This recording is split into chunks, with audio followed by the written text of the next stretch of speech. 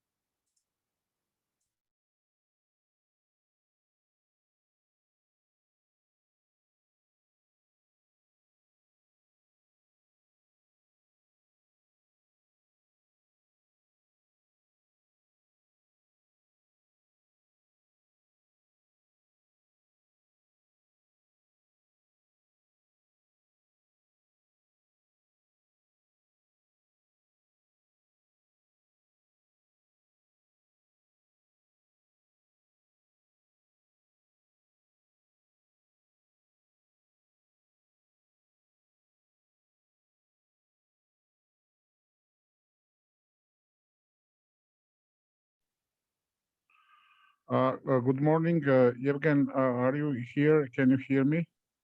Yes, can hear you well, Irakli. Evgen, I just wanted to ask. The next week we have meetings on 6th and 7th of April, right? Yeah, that's correct. Because if one of your emails I have seen 5th and 6th. No, it's not correct. It's 6th and 7th, right? Yeah, 6th, 7th, also in the calendar. Yes, and it's again the same time. We start the same time.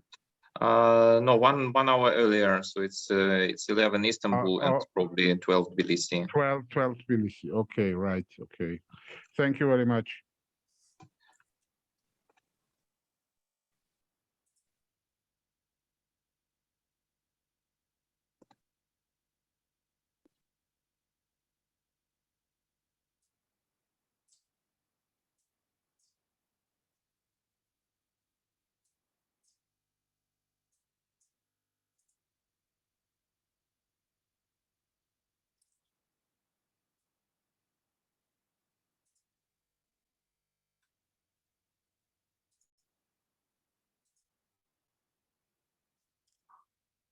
Good morning, everybody. Good morning, colleagues. Thanks for joining on time.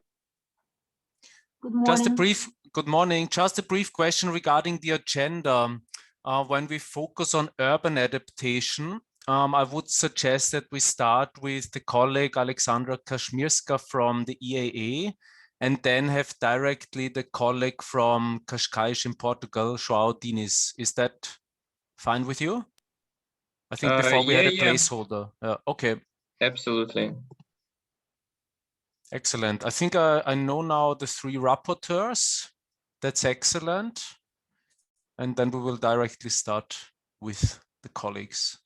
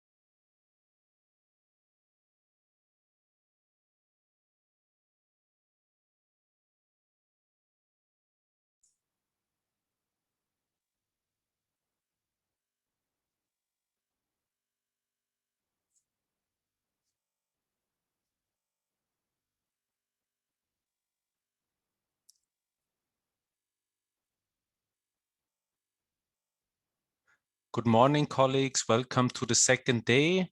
Looking forward for our exchange today, and we will start in around 5 minutes. Thank you.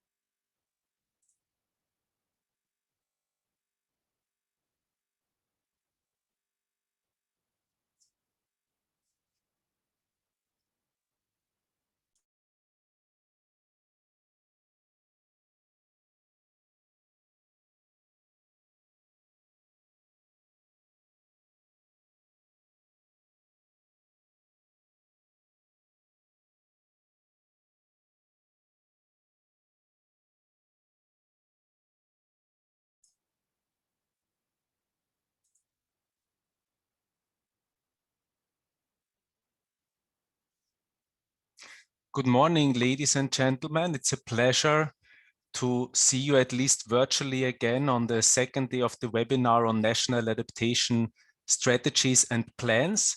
And yesterday we looked into and you presented your national adaptation process effort. So what is the state of play and what are you planning? This was followed by the new EU adaptation strategy and also a session especially on the linkage between climate change adaptation and disaster risk reduction and activities that are going on in different European countries presented by the European Environment Agency, followed by activities in the Alpine Space and the Alpine Convention in Central Europe, and then also followed by different activities that are going on a transnational and partly national scale that were presented from an Austrian colleague. Then we moved into the breakout sessions where we were splitting in 3 groups. And this is actually where we are starting today. So today we will start with the reporting back of those 3 different groups.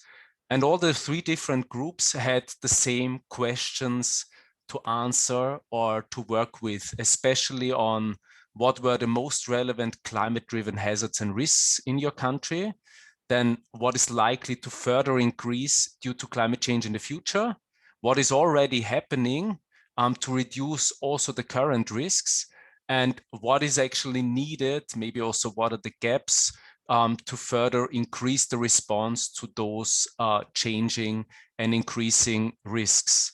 And my suggestion is to start group by group, and I would like to give the floor to Victoria Jakot to report on Group A. And I'm sorry if I might pronounce one of the names wrong, but then please just clarify it. Please, Victoria, the floor is yours. Hello, colleagues. I'm Victoria Jakot. I would like to present you our yesterday discussion results of Group A. In the Group A were representatives of Moldova, Armenia, and some Austrian experts. We have discussed those 4 questions established to be discussed, and let me present the discussion. If I can share my screen. No, I can't. It doesn't work.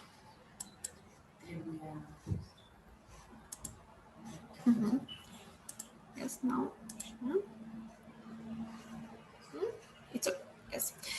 So the most relevant climate-driven hazards and risks were identified. We identified the follows: droughts, heavy precipitations, hail, frostbite, strong wind, heat waves, forest fires, floods and flash floods, avalanches. The avalanches is not something characteristic from Moldova, but for Armenia, I think are. And cold spells, emerging vector-borne disease, undernutrition, and agricultural burning. The next question was to choose which of the identified risks and hazards are to increase in the future due to climate change. The general position is that all risks and hazards will increase due to climate change.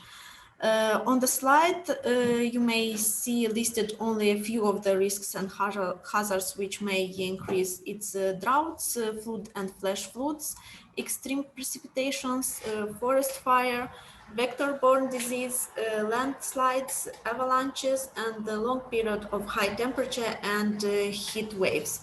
But once again, the conclusion is that all identified risks and hazards will increase. The next question, we believe that the planning process in the adaptation can be treated at the first step of reducing of climate-related risks in Moldova is taking place NAP approach, which will identify risks and hazards specific for Moldova and will plan their mitigation. Other examples of the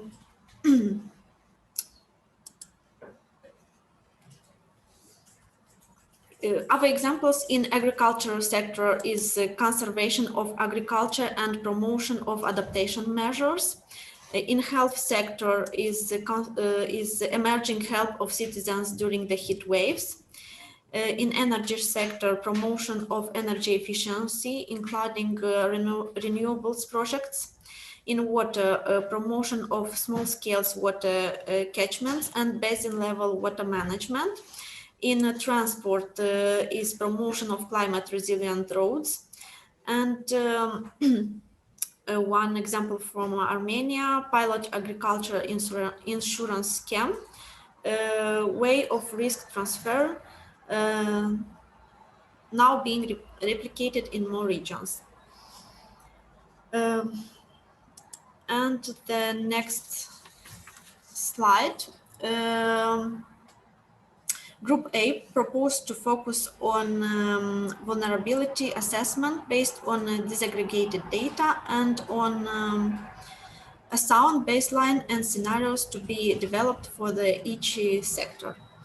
If colleagues from Group A can add something, you are welcome.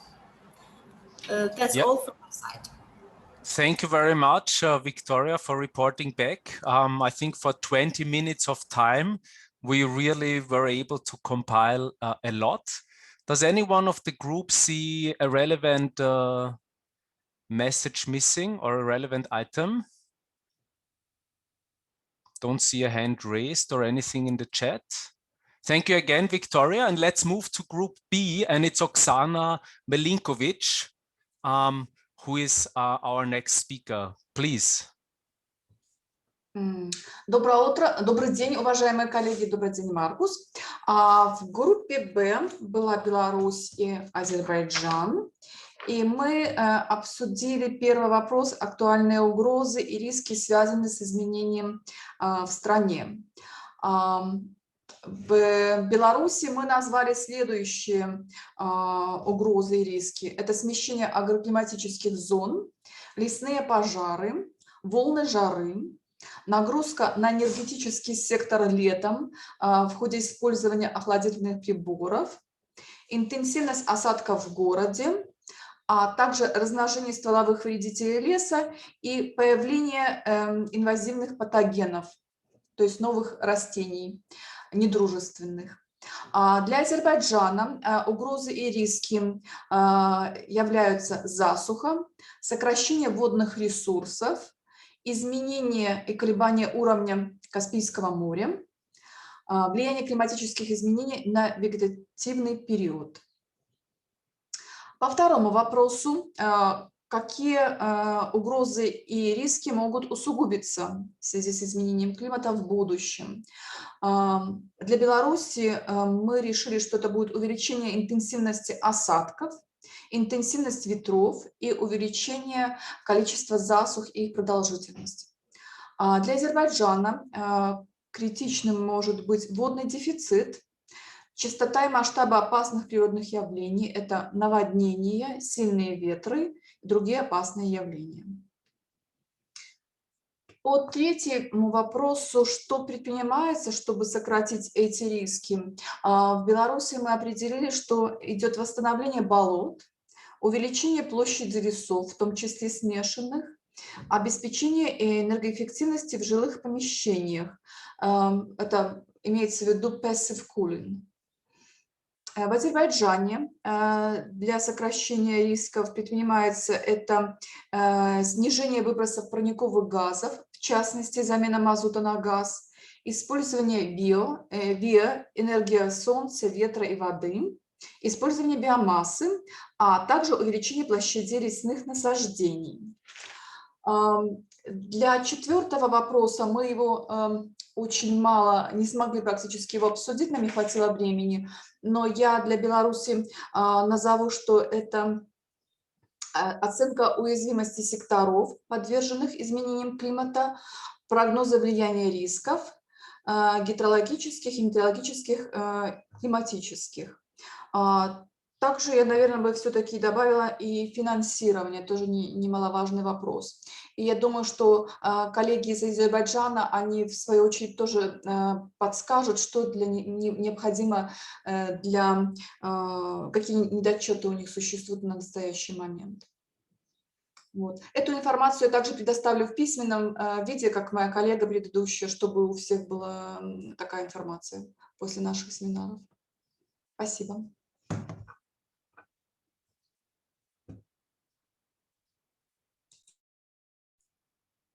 Yeah, thank you very much, Oksana, and great that you also started to answer the questions of the fourth question where you didn't have enough time to do it.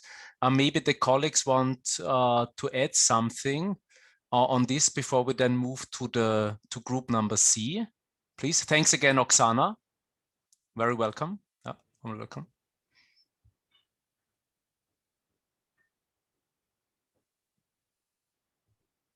If you don't want to state anything now, it's also very welcome, as you said, that maybe add a few points in a written way. I don't see a hand or anything in the chat. So let's please move to group C, and it's Antonina Platonova. Hello, everyone. Yes, Antonina Platonova from Ukraine. Our exercise was yesterday among Georgia and Ukraine.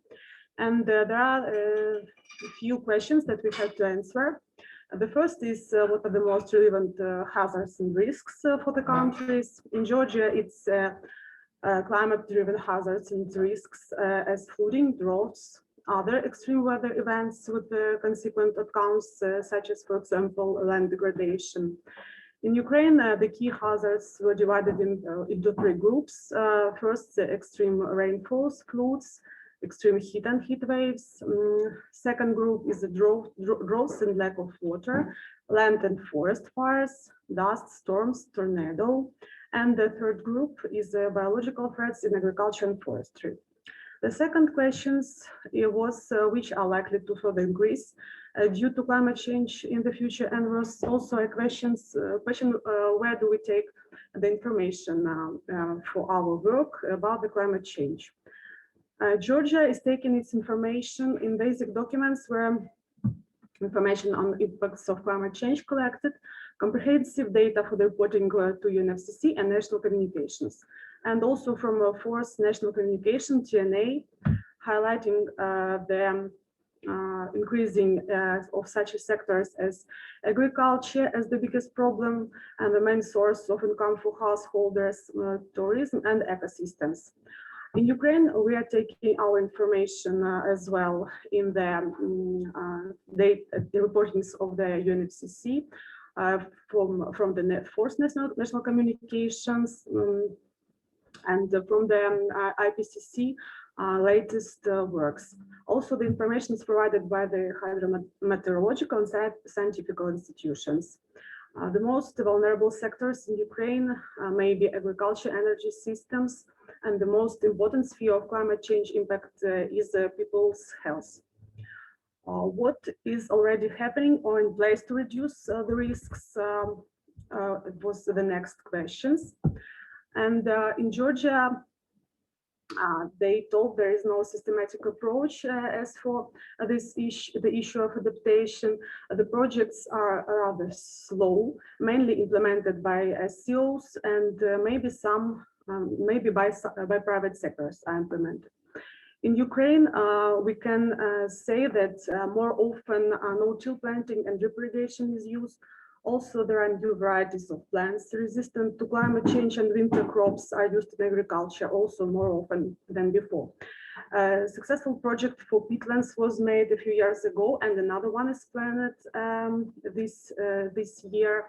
And a few things in the transport sector were made. For example, new cars must be equipped by air conditioning, and there are green numbers for electric cars, and there were taxes for electric cars were reduced by the end of 2022 year.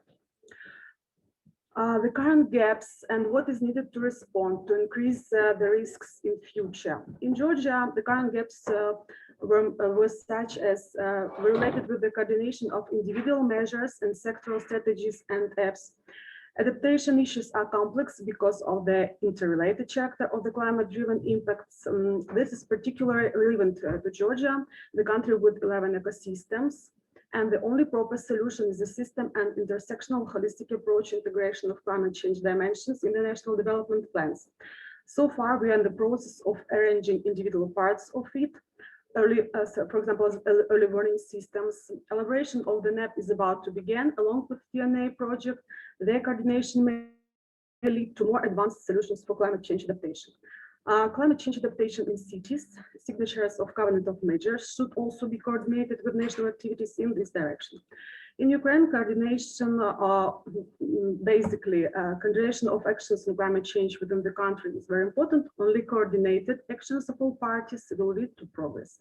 Adaptation at the national, regional, and urban levels is essential for proactively responding to potential threats and risks. Along with adaptation, it is important to continue to strengthen the mitigation policy. That's all from my side. Yeah, thank you very much, Antonina, for this summary. And you also already touched upon a very important point, and that's the focus of today. It's on the one hand, the urban level and maybe the connection between national, subnational, and the urban scale, but also linking to the next part that we are going to present to you. And it's a little bit about the issue of knowledge sharing and learning, and how are different portals actually supporting this activity. And we will just run through with you through a few very relevant, or from our point, very relevant sources. And for that, I'm just sharing my screen, which should be working now. And here you just see, I hope it works. Yes.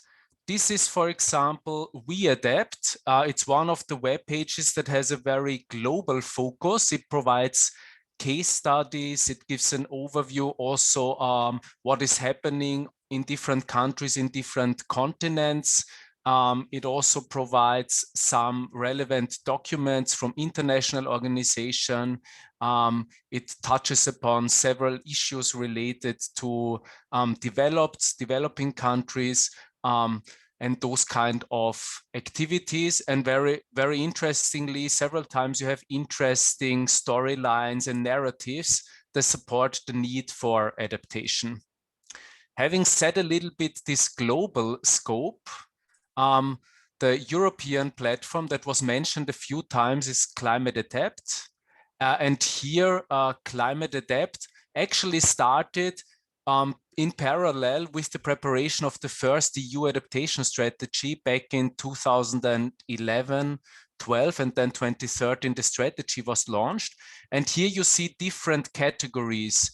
You get an overview about the EU policies, which is relevant, for example, for mainstreaming into different sectoral policies. You get an overview of what is happening in the EEA member countries and EU member states on the national level, in cities and towns, but also transnational. So what's happening across border or in a specific region. And then you have different knowledge sources. For example, the adaptation support tool that was designed to help the development of an adaptation strategy or action plan. If you look more at the urban side, there's the urban adaptation support tool. We will touch upon that in the two distinguished sessions with our distinguished speakers on urban issues. And what might be of relevance for you, especially developing your national adaptation plan, is if you look into those adaptation options that you find here or into the case studies that might inspire you on what is happening with regard to adaptation in many other different places in Europe. And having shared this part, I would like to hand over to my dear colleague Wolfgang, who you already know from yesterday, and he will present in a nutshell an example of a transnational adaptation portal. Please, Wolfgang. Thank you very much, Markus. Can you see? the slides. I will start with a few introductory slides. And continuing with my talk yesterday, I would like to introduce you one example of a transnational adaptation knowledge platform. It's CAPA, the Climate Adaptation Platform for the Alps. And if you allow me, I don't know if you see the cartoon, but it exemplifies the problem very much. In my view, very often it's not that there would be a lack of information out there. In many cases, we are rather confronted with an overload of information. We can get easily lost in information.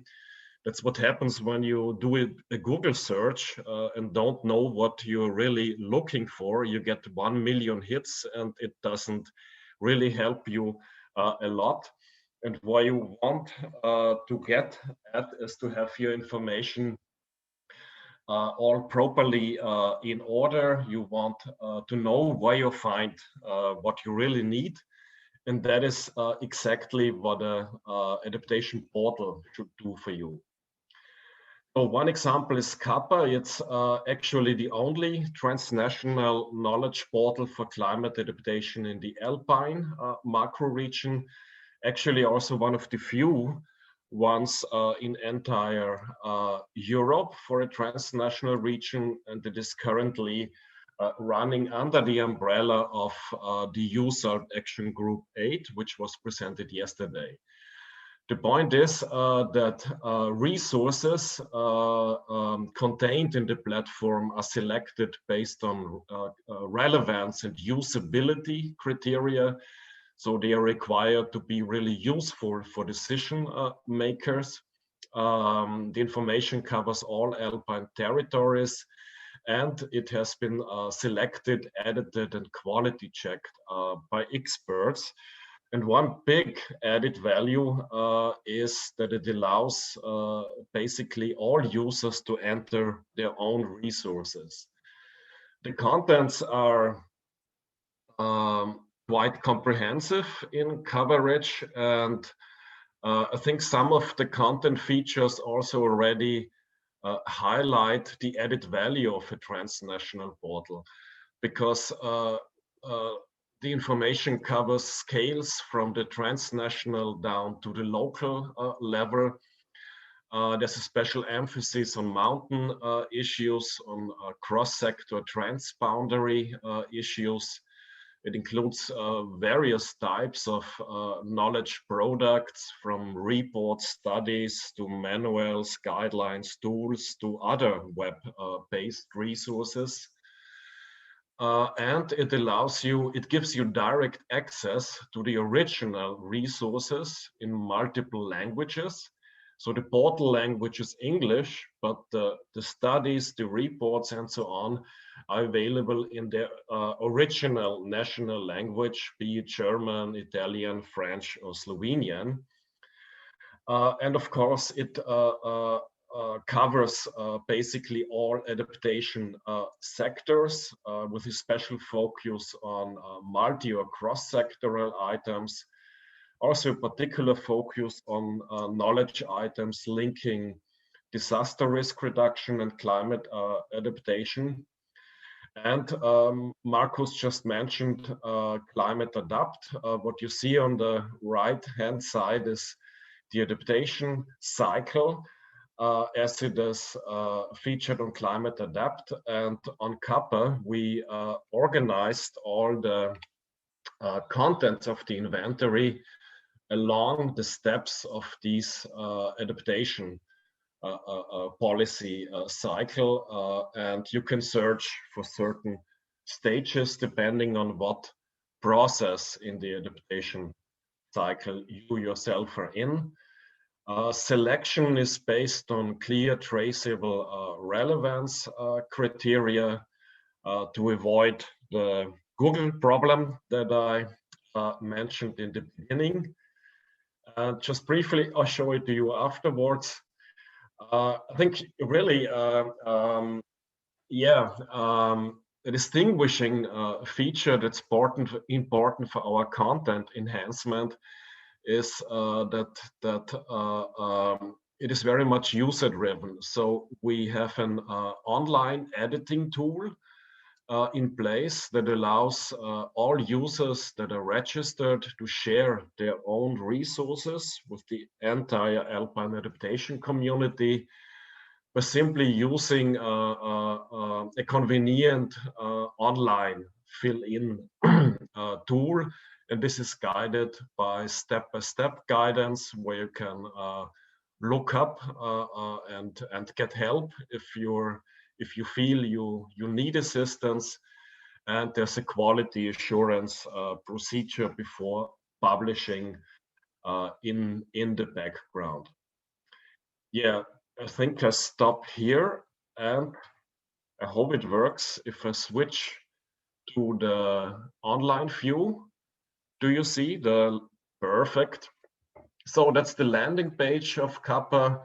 Just very briefly, you have two main entry paths. One is, as most of you are used to, an inventory search mask where you can search in the inventory with predefined search fields and predefined search terms. One of these search fields is the adaptation sectors. For example, if you're looking for something that has to do with natural hazard management, you can also select, if you want natural hazard management, just to be the main sector of the resource. So that narrows down the scope of your search. And for example, you might be interested in certain combinations with other sectors like spatial planning. And this again narrows down your search further. You can also add several search terms and choose if you want to combine them with an AND or OR operator for more focused searches, things like that. Just one example of the results view. First, you're shown the complete list of search results with the titles. If you click on a title that sounds interesting to you, you get a abridged inline view showing the abstract and some important metadata. And if you think, oh, this could be really interesting, you can open the full metadata record. And from each view, you can directly access the original resource or also external web sources. Yeah. Let's go back. The second entry path is, and I think this is also a distinguishing feature compared to other platforms. There are so-called thematic collections where knowledge items have been pre-selected according to certain topics like risk governance. So if you're interested in risk governance, you just call up this collection and you get a cluster of items hand-picked and pre-selected by experts. And this, of course, is expandable upon demand by users. There are other ones already there, like climate resilience and spatial planning and so on. And last, this is the online editing tool. You simply have to be signed in, and you can start creating your own record. That's the view of the metadata editing tool. You have various tabs that you should fill in, and if you're in need for help, you can always look up the online step-by-step guidance that explains how to fill in each field.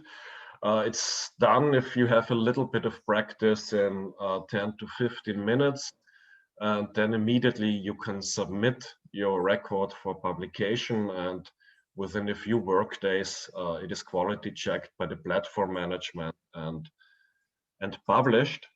So that, of course, eases and reduces also the burden for the platform management for enhancing the contents. So, okay, I guess I stop here. Just one example of a transnational macro-regional knowledge portal. Yeah, might be interesting also, maybe for the countries in your Thank you very much so far. And thank you very much, Wolfgang, for presenting this example. And as you can see, We Adapt or Climate Adapt, the current focus is, or the information is mostly shared in English. You can use Google Chrome or something to translate it, but when it comes to the different documents, you have limitations. And one example that I wanted to share from yesterday is the European Climate and Health Observatory that was launched together, or in the end, shortly after the EU adaptation strategy, with a specific focus on health. So it's looking into different health effects coming from heat, from vector-borne diseases, waterborne diseases, and a few other areas like air pollution, wildfires, or flooding. It's still further developed, and this information will become online available very soon. And so you see that this is more a sectorial support tool that helps you in the field of health and adaptation.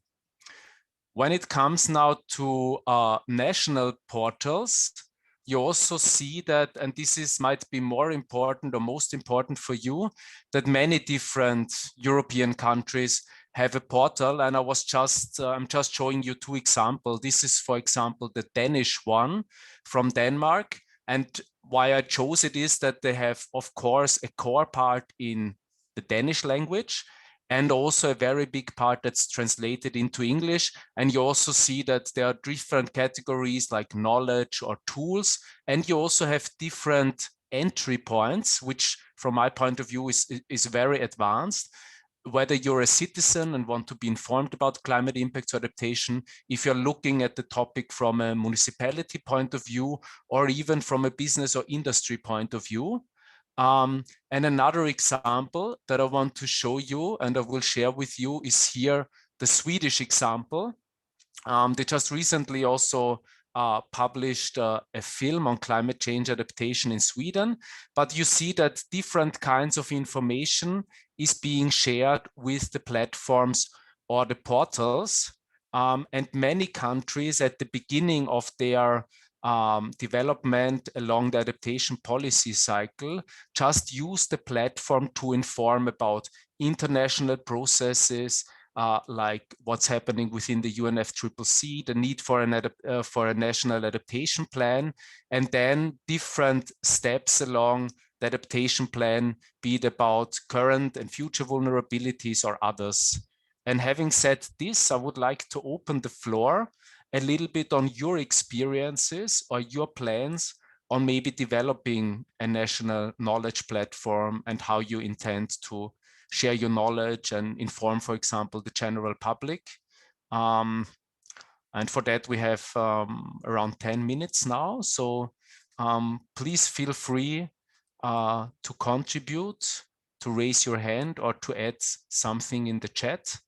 From my point of view, it was very helpful for many countries to have in parallel a national portal or website that really helps a little bit in communicating what's being done, but also raising awareness for the relevance of the topic.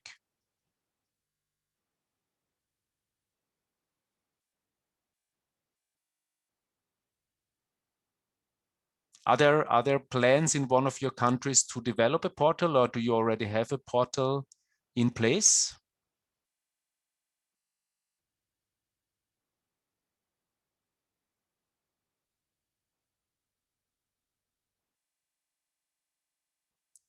Maybe the countries that mentioned yesterday, the NAP development, like in Belarus or in the Ukraine, are you already starting or thinking about creating a portal or a website that Moldova is planning to develop a knowledge management tool. Okay, and the knowledge portal will be part of it. Is a part of the NAP2 project, yeah. Thank you very much. So in Moldova, there are activities. Maybe you want to share a little bit the main parts of this portal, if that's already clear. Yeah, let me intervene. My name is Ekaterina Milnichenko, and do you hear me? Yes, very good. Okay, sorry, my voice is not in the best shape today. So basically, we are only starting. We took over the activities from the NAP1 project, and now we're discussing within the stakeholders on how this knowledge management approach will be and how the portal will look like. So that's only the starts of the way. Of course, all those materials, all those results that have been achieved in the NAP1 projects and documents developed will be a part, but still, I mean, that's only the conceptualization phase on whom should we approach, what will be the main products, what will be the main parts of the portal, what can we bring, and the idea is to combine what is already existing, like there are national communications and a huge information there. There are some experiences on the local level on the mainstreaming of adaptation, etc. So we are looking now on what is available and doing this planning process. So no clear structure of the portal yet, but just to let you know that the process is ongoing. Yeah, thank you very much, Ekaterina. And I also see that colleagues from Armenia are planning to develop a portal within the NAP project. So also here, there was a report, maybe Wolfgang can share it in a little while, about the different adaptation portals that existed some years ago, and a little bit the comparison about the limits, but also the different opportunities, what it supported. And maybe there might be some interesting elements for you, Ekaterina, or from the colleagues or from Armenia, maybe what to focus on, or learning a little bit from experiences. Also, Climate Adapt had some experience when they evaluated the use of their portal. So that might be of relevance for you to look into this. I'm also seeing that our next speaker in the next session from Portugal shared a network of municipalities that are focusing on adaptation in Portugal. So you see in other countries, like here in Portugal, there are different activities and different websites that support the efforts and boost interaction.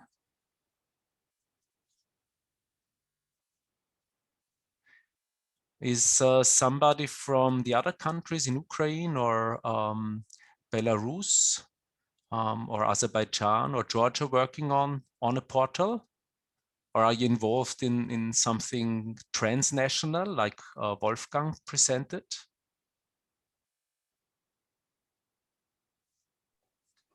May I? I'm from Georgia. Please, Marina. Yes, thank you, please.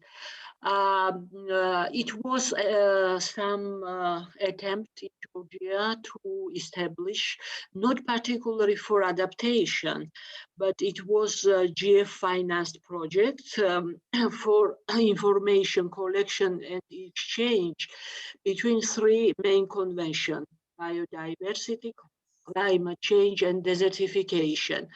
And within this project, also for climate change, knowledge sharing and including adaptation was planned. This system is not fully yet in operation because there were some technical problems.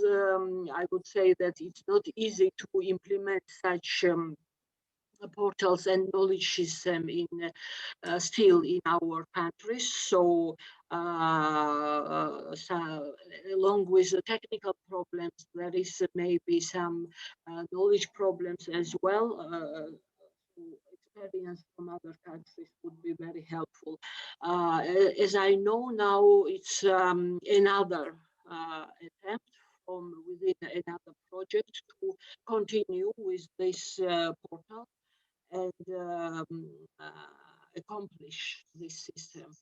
How successful it will be, very difficult to say at this stage, but adaptation as such was not highlighted. It was not specially for adaptation because Georgia does not have yet this national adaptation plan. Only few, for example, we have for agriculture sector adaptation to climate change, but not at national level, which it was, as I know, reported yesterday that in preparation and most likely it will be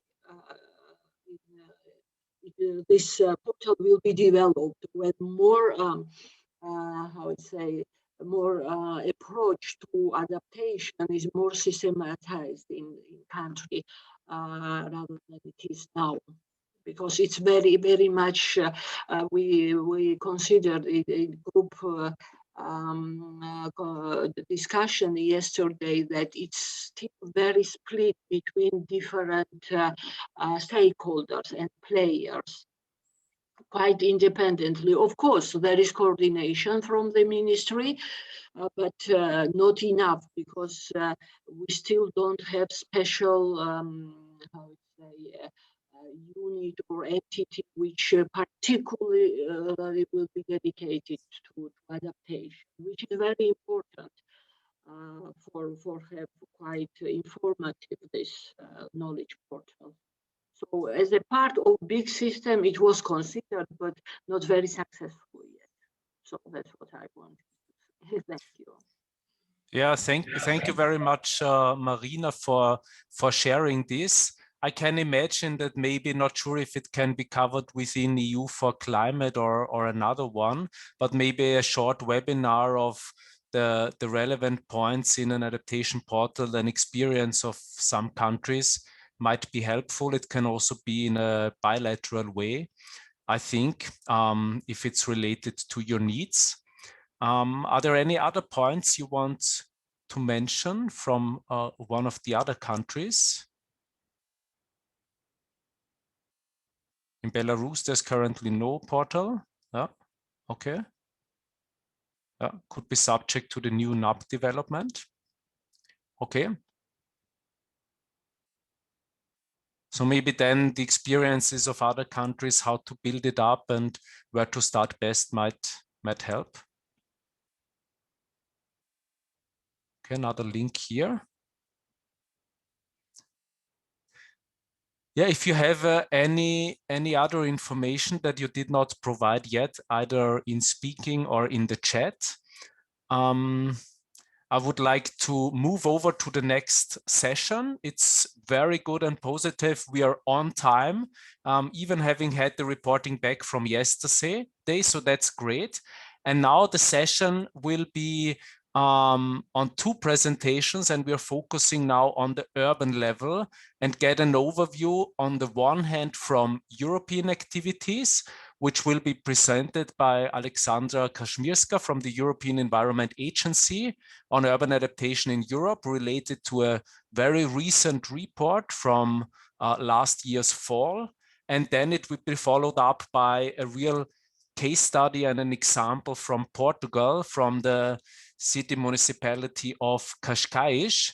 And I would like to give the floor to our dear colleagues from the European Environment Agency, Alexandra, to please provide your presentation. We are looking forward for it, and thank you very much for delivering it. Good afternoon, everyone. Markus, could you please confirm that you can see me and hear me and also see my presentation? All three issues, perfect. Wonderful. Thank you very much for the invitation. It's a pleasure to be here. My name is Aleksandra Kaźmierczak. I'm originally from Poland, so really nice to see so many Eastern neighbors at this meeting. And I'm working at the European Environment Agency.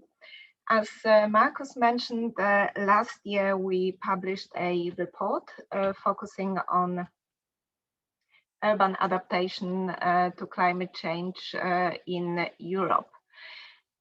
Just to start, why are we focusing on urban issues so much? Well, first of all, we know that climate change is our reality. That's no matter how much we reduce the emissions, we still need to adapt to the impacts of climate change on our lives. And these impacts are most likely to be felt really strongly in cities and towns. And this is because cities contain the most of the European population. They are also the economic engines for growth, but also it's because their social and physical characteristics really can make the climate impacts either much worse or mitigate these impacts for the population and for their assets and activities in the cities. And finally, it's because the local authorities actually have the set of competencies in terms of land use planning, for example, or social care, that make them the ideal implementers of adaptation solutions. So in terms of the risks from climate for the European cities, there are many, but probably the most pronounced one is heat. And if you look at this slightly complicated map on the left-hand side, it is showing as this grid of squares the risk of extreme heat waves occurring in the near future, and the darker the color, the higher the number of projected extreme heat waves. And the dots are showing the urban heat island effect in the summer for the cities. The darker the color, the more intensive the urban heat island. And you can see that both of them, the projected extreme heat waves and the urban heat island effect, are really focusing in the south and southeastern part of Europe, creating possibly very difficult conditions for people to live in the summer. When we zoom in into the cities, we can also see that there might be issues for some of the most vulnerable facilities in cities. So we looked at the distribution of hospitals in relation to urban heat island. And of course, hospitals need to be accessible for the population, so they tend to be in the city centers, but that really makes them exposed to heat, both from the changing climate and the urban heat island effect, really making them very urgent object of adaptation. Looking at another type of climate risk to cities, pluvial flooding, we are expecting an increase in extreme precipitation in winter in the east and northeast of Europe in particular. And if cities have a high percentage of sealed surfaces, asphalt or tarmac or buildings, it makes them quite prone to pluvial flooding. So for example, one of the Polish cities has 36% of surface sealing, and it's also likely to be exposed to a lot of precipitation, heavy precipitation in winter in the future, increasing the risks of flooding. So what has been done about addressing these risks in Europe? From the strategic and policy perspective, actually quite a lot. Since the publication of the EU adaptation strategy in 2013, most of the countries, all of the EU countries and most of the countries that the European Environment Agency is working with have implemented either a national adaptation strategy or a national adaptation plan. And most of them actually highlight the subnational governments and urban level as the main actors for implementing the adaptation solutions. We've also really seen an exponential growth in terms of the numbers of signatories to the Covenant of Mayors for Climate and Energy that are committed to adaptation, and the number of different policies and initiatives that really emphasize the need to adapt in cities. And this emphasis is likely to continue because, as we can see in the new adaptation strategy that was just launched a month ago, it emphasizes the importance of urban adaptation. It mentions that the local level is really the bedrock and that the EU efforts must increase local resilience. So all looks really good in terms of the planning and the strategic level, but when we look at what's happening in the individual cities and towns, the picture is a bit different. In the scope of the report, we looked at how the signatories to the Covenant of Mayors assessed their own progress on adaptation planning. And in this graph, the darker the color, the more advanced the signatories assess themselves. And we can see that at the stage of assessing risks and vulnerabilities and at the stage of identifying the options of implementation, there is a big proportion of signatories that say, yes, we are quite advanced on that. But as we go further towards the implementation of actions and towards the monitoring and evaluation, we can see that the dark blue starts to disappear. And it means that fewer and fewer local authorities are actually implementing the actions and monitoring the actions as we sort of go from the sort of planning stage to the implementation stage. So there's really a very urgent need to transform this commitment to adaptation and the planning into implementation and monitoring. When we look at the types of adaptation actions that are planned by cities, we can also see that many of them are actually what we call the soft actions, the ones that are, for example, aiming at development of knowledge through flood mapping or heat risk assessments, or the ones that are looking at mainstreaming adaptation into planning documents. Of course, these are very key actions, developing the knowledge or developing the sort of policy basis. But it also emphasizes that there isn't that many actions happening in real life and on the ground. And there is really an urgent need to implement more of those concrete or structural actions. So simply said, looking from the climate adaptation perspective, we need to change the way we plan and construct our cities. And urban green spaces or nature-based solutions more broadly are one of the excellent means to adapt to the changing climate. But again, when we look at the map, it shows that there is a really strong northwest-southeast divide in Europe when it comes to the availability of green spaces to the urban populations. So it shows that the same parts of Europe that are likely to be affected more by the changing climate in terms of the heat waves are also the ones that don't provide the green infrastructure that could provide a bit of protection for their populations. We also still see that there is a lot of development in the floodplains around the rivers flowing through many of the European cities. And there is also a need for adaptation there, either removing the development or changing it, such as, for example, in this case of a Hungarian city of Miskolc, into an area that can easily be flooded without causing too much damage.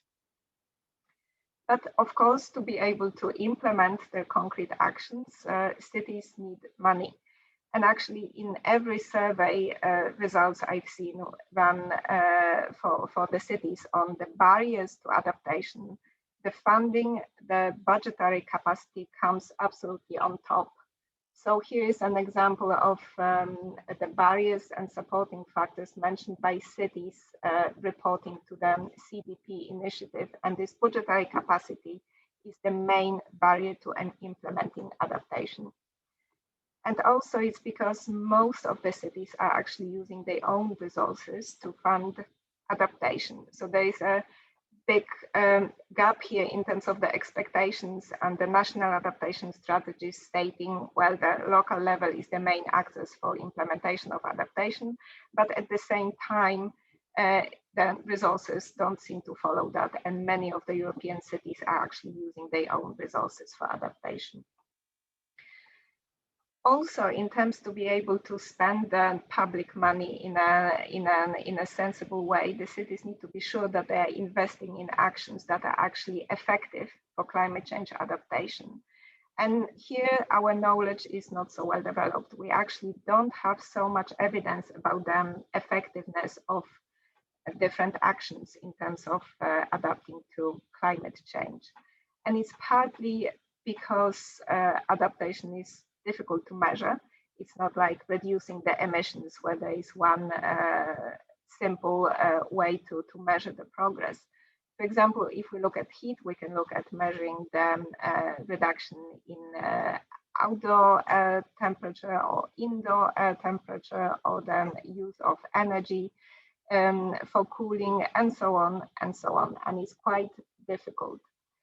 It means that then monitoring of the effectiveness of actions really needs to be designed in at the beginning of the adaptation planning or the selection of adaptation actions process, and not added at the end. And because it's can be quite a resource heavy exercise to monitor the effectiveness of adaptation actions, involving other stakeholders such as researchers or private sectors, or even citizens through the citizen science approaches, is one of the ways to monitor the progress. When it comes to the support to urban adaptation offered from national level in Europe, we could see that most of the countries really engaged the local level, not necessarily the individual cities, but for example, the local authority association in the process of developing the national adaptation strategies and plans, to make sure that they're really on board and that their needs are taken into consideration. In some of the European countries, actually adaptation planning at the local level, or risk assessments at the local level, are required through the national law. So it's a regulatory requirement for the cities to adapt to climate change, such is, for example, the case in Denmark. And countries like Sweden or the Netherlands, they require risk assessments from the municipality level.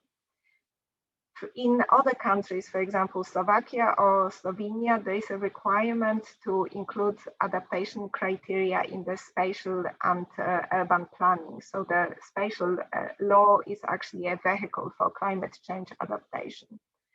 But we can see that some countries are also offering support to the local level through, for example, targeted funding, as in the case of Germany, or capacity building programs. So my home country of Poland has run 2 programs, one for large cities and one for small and medium-sized cities, supporting them in their climate adaptation activities. And of course, as just been discussed, climate adaptation portals are yet another means to support them local adaptation. I would like to finish with this slide and say 2 things. That first of all, there are plenty of international activities that could be exploited to encourage the local level to adapt. So the Covenant of Mayors and also the UNDRR Making Cities Resilient campaign, now called the Making Cities Resilient 2030 campaign, it's a way to sort of incentivize the local authorities. But when we look at these 2 maps, we can see that there are big differences between the countries in terms of how many of the local authorities actually sign up to these international initiatives. And that's where the role of both the national governments and the regional governments in some countries is to activate the local level to take advantage of the support networks and knowledge exchange networks that exist at the international levels. That could be yet another way to work with the cities from the national level to encourage them to take part in the international initiatives. So that's it from me. Thank you very much. And I hope that you find it useful, and feel free to get in touch with me with any questions, and also have a look at the report if you find it useful for your activities. So thank you very much. Yeah, thank you very much, Alexandra, for this excellent presentation and overview. The last, or your nearly last geographical map reminded me that probably also the governance of different countries, if it's federal organized or another way, of course also impacts how strong the involvement in some initiatives or co-funding exists. So there might be also a reason for differences. And just before, maybe you take a brief look into the chat. Artem also shared a little bit the efforts that are going on in the Covenant of Mayors East. And there's also the website, so you get an overview which cities are already signed in, knowing that it covers both mitigation and adaptation, partly only mitigation. And I would like to open the floor for any questions or an experience from your side before we then move on to an example from a city municipality. Please, the floor is open. You might raise your hand or add something in the chat or just speak out loud. All three options are possible.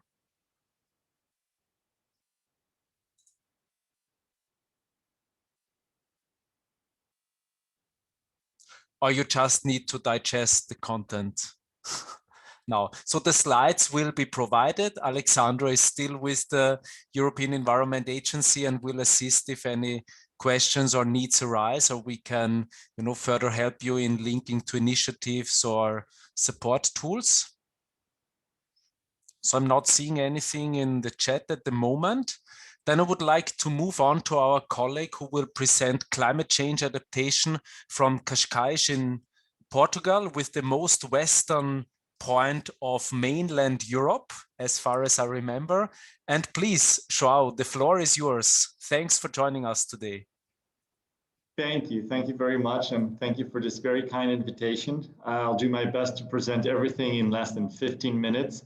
So I'll skip through some slides, and hopefully you'll all understand what I have presented here. And if you don't, please let me know in questions. Feel free to interact any way you might feel suited.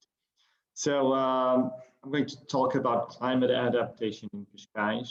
So first of all, like it was presented, we are indeed a coastal municipality turned to the Atlantic. We are approximately 100 square kilometers, but 1/3 of our land is protected landscape. So for that conjugation between proximity with the capital of Lisbon, natural resources, natural heritage, and cultural heritage, we are a very well-renowned tourist destination, which increases our yearly population quite significantly every year. So we've been facing some climate challenges already in Cascais. We've been noticing more coastal erosion. We've been noticing an increase of storms, of severe weather storms, of flooding, but also for fires, especially fires outside what it is considered the normal fire season, and other elements like that, like heat waves and so on. So a quick example is the photo on the bottom right, which is the Abano Beach, which was considered as a beach, and now it was formally removed as a beach, the classification from the National Environmental Agency, because it lost sand and it wasn't safe enough to be considered one. So that's a tangible aspect of what we consider an intangible conversation usually, which is climate change. So there it is, tangible impacts. So we started roughly 12 years ago with our strategic plan for climate change, where we made a thorough assessment about the climate impacts that we would be facing in different sectors. So water resources, coastal biodiversity, agriculture, human health, and tourism. So that ranges from us humans and our activities into the ecosystems where we're living. And we must understand exactly what are the impacts that we're going to face in the future. So this is how it all started. We had the IPCC scenarios coming through, and it worked really well. So with these scenarios, we immediately started to work. So we worked together with other departments and other institutions here at local scale, because climate change is such a broad subject. We need to bring everybody on board, including stakeholders and private citizens, individuals, to this challenge as well. And obviously, we work together with the European Union because their funding has been crucial for us to build our collaboration networks, but also to implement actions here in Cascais. So we've been doing a lot of that. However, in 2017, obviously with the new regulations, the updated methodologies, and the national and international commitments, we started our action plan for adaptation. So this was an updated scenarios. It was duly integrated with the SDGs, the UN SDGs 2030, namely the 13th SDGs, which is climate action. And it was finally approved in town hall. That means that this climate action plan is mandatory for us to implement, so at political level, and we're definitely doing that. So we worked together with a lot of stakeholders in different sectors. We brought their expertise here because when we're talking about climate change, there is really no expert that is just expert on climate change. And on the other way around, there's not an expert that is that understands for example, the heat waves, fire hazard, and biodiversity impact, and at the same time, the health impact on humans that it has, namely in the summer. So we have to bring these different types of stakeholders all together and work in a very productive way and a collaborative way. So this way we capture as much as knowledge as we can. We did this together with the base adaptation. So all this information is online. These working methodologies were extremely useful for us. And we changed something that was very important for us. On the left side, you see the graphics with the RCP scenarios. So for temperature and temperature increase, and also for rain variables.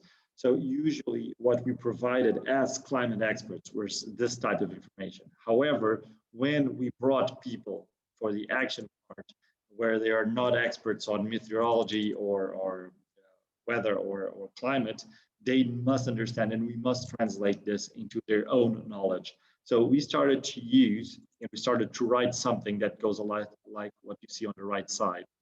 So these climatic variables are what matters at all. For example, we will see a decrease of average precipitation, approximately 1/3. We'll have an increase of the average temperature, more particularly the summer maximum temperatures.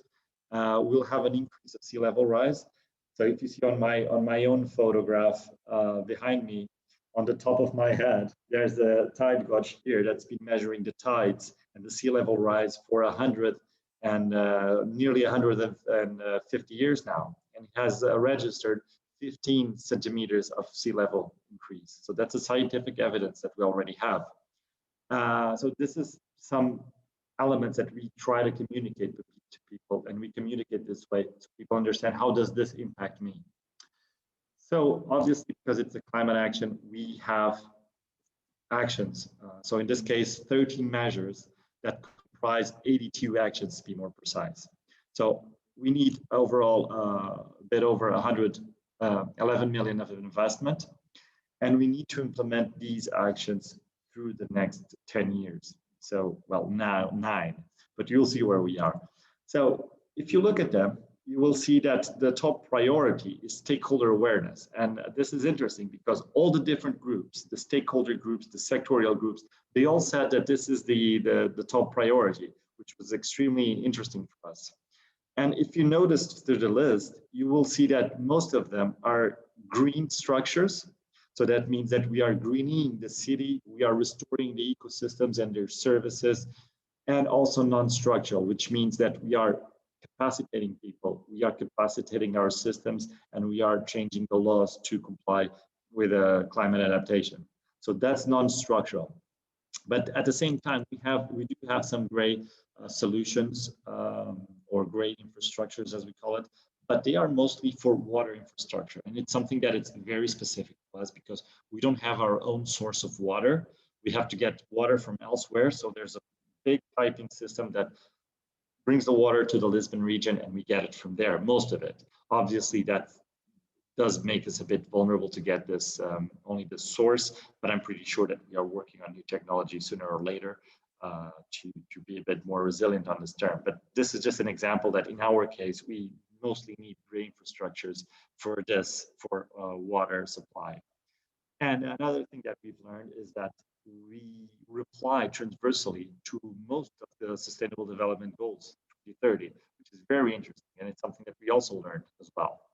So let's see what we are going through. So remember that I said we had 6 sectors before, but we've learned that to work on them, we actually had to have different working groups. So the first working group is adaptation for awareness and education. communication that summarizes the number of measures and actions into this. So we've organized climathons, we organized training sessions, we organized photo exhibits on the public streets so people could engage and have a visual impact on their lives with the climate change impacts, so they can see that this is something tangible.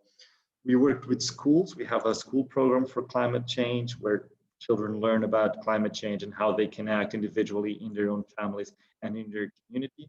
We've trained and upgraded, let's call it upgraded professionals, because they usually, a given professional has only training in his sector, but usually not on climate change. So by bringing climate change, we make their work even more relevant. This is particularly seen on, for example, urban planning. This is visible seen on health and education and so on. So we've been working together to qualify our technical staff, but also citizens alike that they want to learn more professionally or individually. We've done something very well. We will present this just a week from now, so we're excited to present this here, but not yet, unfortunately. But we have even made an environmental, let's call it a climate adaptation fund, where you as an NGO from our municipality can apply to given grant, just like we municipalities do or other institutions do for European funding to national funding. So you can apply to those and you can get something in return, so financial aid. So you do implement your own action that contributes to climate adaptation. So this is something very new that we are really enjoying to do. So when we reach the second group, we're working on water resources. So we don't have a water company, municipal water company. This is managed by a private water company that has a concession for quite some time. But obviously they want to be adapted to climate change because they are losing water. They need to save water and resources. So they're upgrading the technology, they're upgrading the piping system, secondary piping systems. And all of this is something that they would already be doing. But it does contribute to climate adaptation. So what we're seeing is that we are more or less validating even further the work that they're doing and with a longer time scope. So they're not just doing this to save money, they're doing this to save money in the long term, but also to help themselves and the quality of the service that they are providing. So this is something extremely interesting for us. Another thing that we're doing already is I'm going to speak this further on in the presentation, but we're using efficient green spaces. Remember, we are Southern Europe, so there's not much rain available anymore, and it's even reducing a bit more. So we're trying to promote the use of tap water, but also great water for urban cleaning. That means that instead of using tap water for all our services in the street, we're using recycled water, which is extremely interesting for us. Then if we go to the civil protection and health sectors, what we're seeing is we are doing an implementation of a meteorological network. So they allow us to have information about the meteorological variables, but also to have a climatic assessment in the long term. So we have 10 of these scattered through Cascais. They provide us real-time information, extremely useful, and you'll see why. And another example that I give you here is, for example, on the left side, you see a graphic, and that's the half-hour registries of our weather station in a fire hazard area. It's a fire-prone area. So what we saw was actually the wind turning and the temperature and the humidity changing nearly live, and that helped the fire department to tackle the fires better. And we could actually see it. Another thing that we're doing is basically we're safeguarding our protected landscape. So when we have a civil protection activity, for example, in what we call an alpha stage, which is during the peak of the summer, now because of what we're seeing is that instead of having 3 months of this, we need now 6 months of this. So we need more resources for the same action, the same visible action. So this is something that we are also tackling with more resources. We're actually engaged also in health. So vector diseases, we do have a couple and they are more prone to happen. No real impact so far, but there are a few things that we are taking into consideration regarding, for example, some palm tree bugs, for example. So we also promote with our CCTVs and flyers and so on, especially with our most vulnerable population, some information about how to keep cool in a heat wave. And we inform people if there's a heat wave coming, if it's a hot day or not, remember to drink water, don't go for sodas or anything like that. Then we have the ecological infrastructure and resilience in urban green spaces. So basically what we're doing is we're transforming the way that we produce our green space. We used to have a lot of lawn, which is something that is very central and Northern European. And people love that because they can play football, they can put their towel and have a picnic, and so on. So basically what we're having here is we're changing the way that we plan, and we're using more our autochthonous. It's fairly different from what we have. For example, we're just doing some trails, and then we're renovating the biodiversity around it. That's what you see in these photos. We're trying to promote the most efficient use of water possible. And if we invest more on these equipments and infrastructure, we will save in the medium to long term. Let's say just medium, and in some cases, even short term, we're saving money with this investment. And we're also qualifying the greenway areas. So we all have greenways here around Europe, but they're mostly connected to rivers. And our rivers have been a bit abandoned. So we've tried to renovate them. And one of them, which is 10 kilometers wide, we've just added this, this trail and then some cultural remarks. One thing that we've been learning is that we actually are learning a lot by implementing this. So another thing that we're doing is organizing knowledge sharing with webinars and conferences, and even manuals on how to adapt the green spaces and green infrastructure to the new reality of climate change. What can we do? What do we recommend to do? What others are doing? And so if they recommend a spec, we will update this manual again. This is another example of the green trail that we've made here. And I'm really, really happy about this work. So we've made it a minimalistic approach. And basically what we did was restore the functionality of the whole valley, the whole riverbed. And just last month of January, we had a huge flood. So not a huge flood, we had a huge rain rate. And it was the second biggest in 40 years. So it's definitely the T20 that we had. And it was over 90 millimeters, 50 of which occurred in less than 3 hours, more or less in 3 hours. So what happened was there was a huge surge of water coming through the riverbed. This goes to downtown Cascais. And what happens was, well, we had a very minimal flood. The whole area worked as a delaying area, flooding bay, basically, and it worked perfectly. And there was absolutely no damage in this infrastructure. So as you can see on the left side, that's me just 12 hours after the flood. And all we had was deposits of sand. And where I'm standing is actually compacted sand, because we can't use impermeable elements such as cement or other elements like that. So we have to do something that if there's a destruction from the flood, it erodes away. So this is the type of creativity that we have to consider in the future. And finally, the last group, which is quite challenging, is the spatial planning. So all these changes must be law-abiding. Otherwise, they're just good practices that sometimes we use, sometimes we don't. And for future reference, when we're building new houses and new urban plannings, we must consider this. We must consider urban areas to be more inclined for ecosystem services, to reduce the flooding risks, to promote the cooling of urban areas, and so on. So we're using planning and urban development as well altogether. So right now, we are a bit over 50% of the implementation rate. And what we've learned so far is that you see there's a distinction between fully implemented actions and continuous implementations. So what we've noticed is that most of our actions is not just a one-shot activity. Just you apply the service or the product, you implement it and you go away. No, this is a change on the way how you act. You constantly implement this in the future.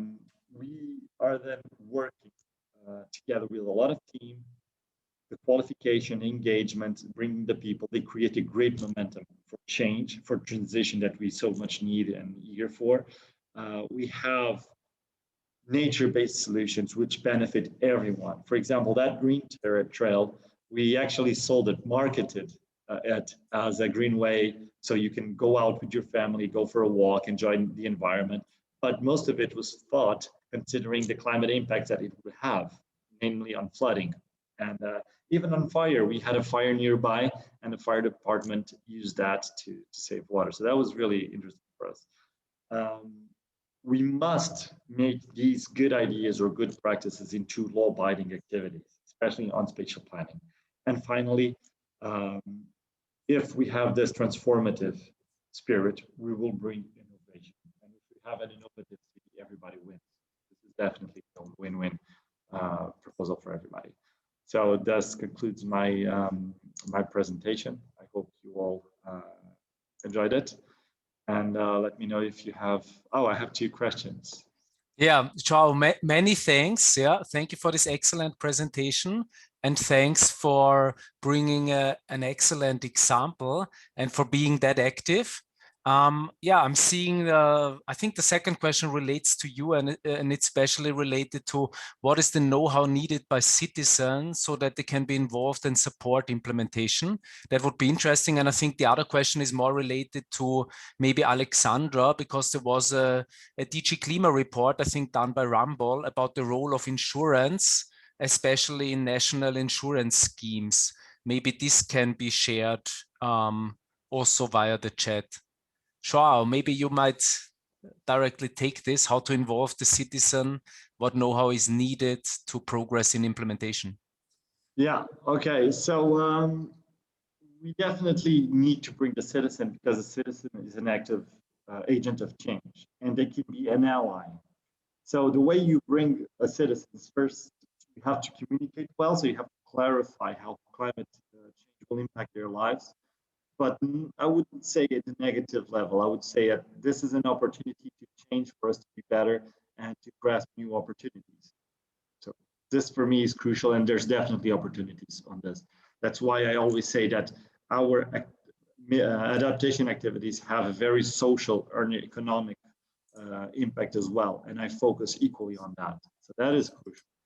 And you have to give them something. And when I say give them something, is not only share what they will win, but also what they will benefit from on their daily lives. They will save money if they comply, for example, with more green spaces. They will have more green spaces because we are saving money. Or if they, for example, on mitigation, if they use the public transportation or if they use the bicycle that we are also promoting, they will save a lot of money, be healthier, and just enjoy life a bit more. And then on the decision-making progress, they can actually help us at local scale to co-develop something that they find it useful. And at the same time, the impact or the knowledge that we bring is basically, well, the added value for climate adaptation. So they want a green space or they want better infrastructure. And we'll explain to them what is the best solution and why in the long term, and why everybody benefits on that. So that's basically a good idea. So you can also, on the how, on the know-how, you can also do like workshops, bring them on to know exactly how their personal sectors or interests are influenced. So we're talking, for example, on stakeholders in a given sector or citizens in a given residential area where they live or an area that they usually go. And at the same time, you can share this through manuals and through activities as well. So for example, when I gave you the Climathon, it's an experience directed for students and a younger generation. When we organize walking trails in our green spaces or in our greenways, we share the knowledge about why we use these solutions, why some people consider this as minimalist, why there are no benches in the green trail, why there's no night light on the green trail, and we share this knowledge so they learn and they can give us back some solutions of their own, which is extremely interesting, this project. And also working together with the NGOs. So working together and bringing these people there's a lot of, let's call them political benefits from this, because everybody needs to gain from this. This is, this is relevant. So I do have another question. How you build communication on adaptation importance private water company? Well, because it's a private water company, what we're trying to work with is that if we comply with adaptation activities, everybody gets, they save more money, they are more prone to fighting hazards. For example, when there's extreme rain rates, they have to, unclog some pluvial water, some systems, some piping systems, and they notice that they're doing this more and more often. So when we provide them with information that in 1 week, our meteorological sensors, or in 2 hours, our meteorological sensors are telling us that there's going to be a flood, and these are the most affected areas, they can act sooner and save resources and damage from that. So what is the benefit? Communication and saving money and being better prepared for the future. And at the same time, we get them more funding from specific projects. This is Transversal 21. We get them specific funding opportunities from European Union on climate adaptation, which is something that on their own, they wouldn't be getting because it's not under your scope of action. So I would say there's an opportunity here that will help you on your core business. And of course, when we say this, there's no one that's going to say no because everybody wins. So this everybody wins is definitely the key message. Yeah, excellent. Thank you very much, Joao, for sharing your experiences and for inspiring others to also be very proactive and seize the opportunities that we have. I would suggest we will have 3 minutes break before we then continue with the next session that's on urban adaptation experiences with our colleagues Vasilaikos and with Birgit. So see you again in 3 minutes, and we will then start with our colleague from ICLEI.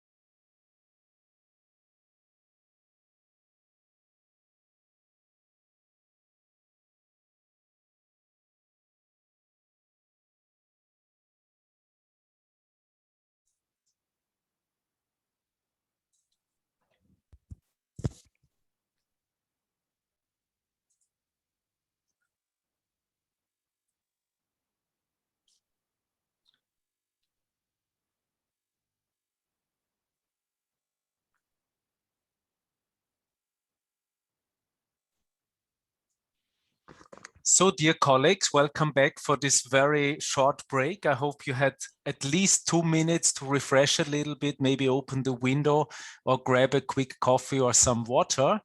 I'm delighted to have Vasilaios Latinos with us, who is with ICLEI Europe, and we are looking very much forward for your presentation, and thanks for being with us and sharing your knowledge and experience here in the regional workshop. Thanks a lot, Marcus. Thanks a lot for the invitation. You confirm you can hear me and you can see me, right? And I can share my screen. That's great. And you can see the presentation now. That's good. Good afternoon, everyone. This is Vasilios Latinos from ICLEI Europe. I'm working, focusing on working a lot with cities and regions and focusing on urban adaptation and resilience. And in my presentation today, I will share some experiences from implementation of urban adaptation in cities, and I have some examples from European cities to follow, actually, the excellent example that we saw from the city of Cascais. So in the next 15 minutes, I will try to keep it to 15 minutes. I'm going to just give you an overview of what ICLEI does and also what is our experience under this resilient development pathway, working on adaptation and resilience. And then we'll have some urban adaptation good practices from 5-6 European cities. And happy also like to answer any questions at the end. So what is ICLEI for the ones that don't know? So ICLEI is a global network of more than 1,750 local and regional governments committed to sustainable development. We are active in more than 100 countries and influencing sustainability policy and driving local action for low emission, nature-based, equitable, resilient, and circular development. And our members and team of experts work together through peer exchange, partnerships and capacity building to create systemic change for urban sustainability. So you see here the 22 offices, how they spread around the world. And we have like different offices, from country offices to project offices and secretariats. So our members, it's a membership organization, so our members participate in ICLEI projects that support and enable the cities to achieve success in sustainable development. And we also connect cities and facilitate experience sharing so that these successes can also be replicated to other cities, either in the same country or across Europe.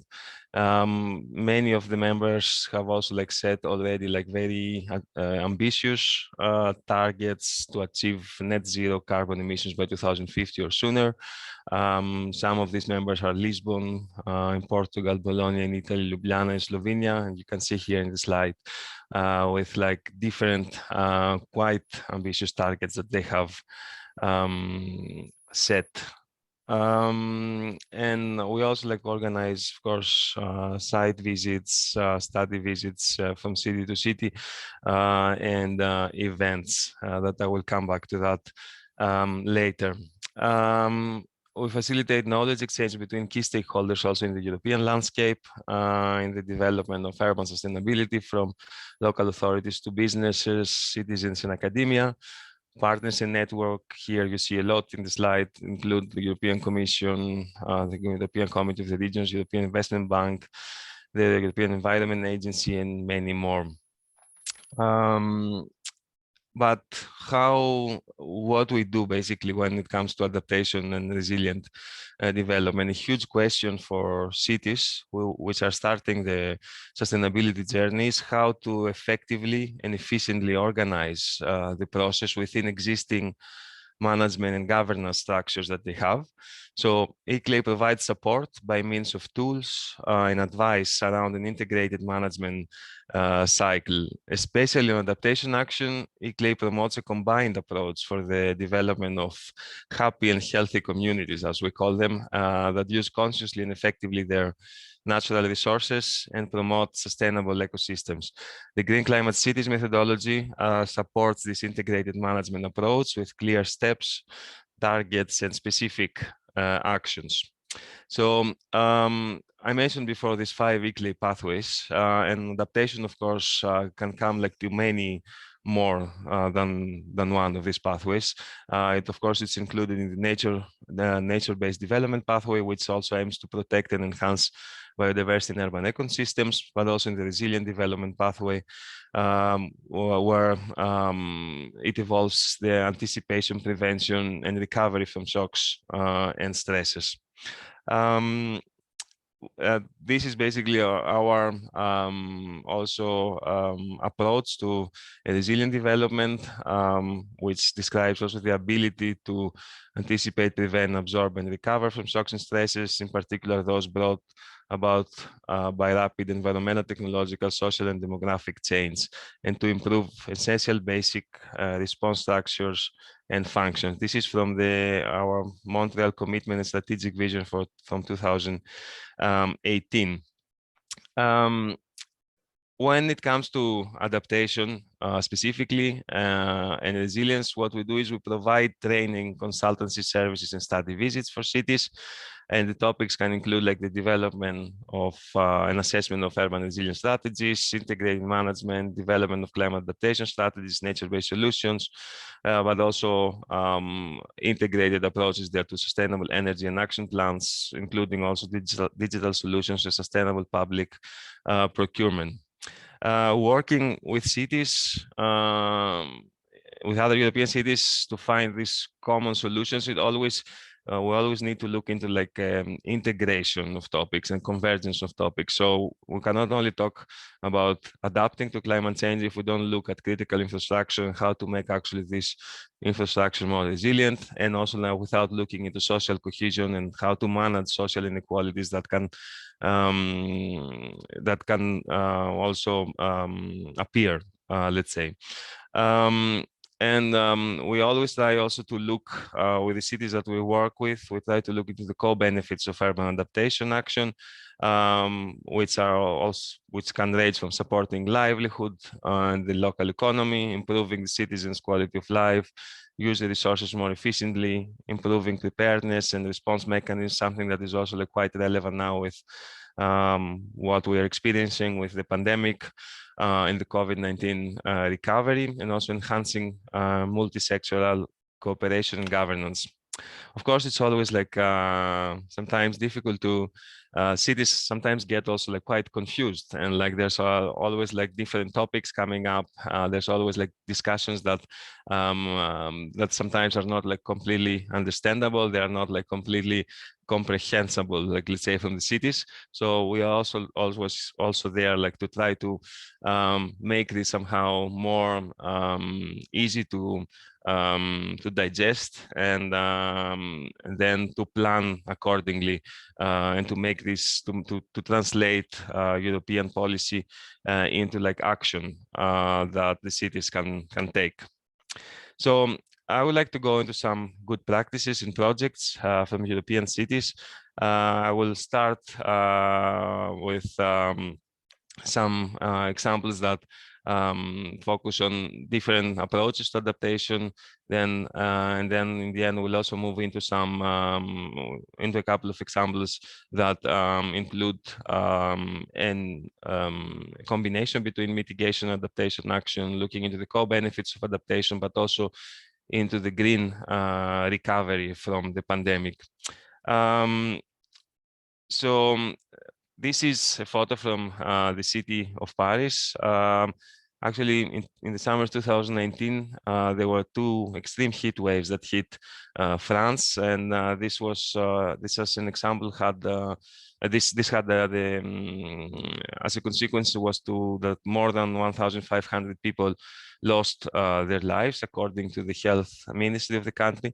And also this number was significantly lower than the disastrous summer of 2003, when an estimated of 15,000 people died during an August heat wave.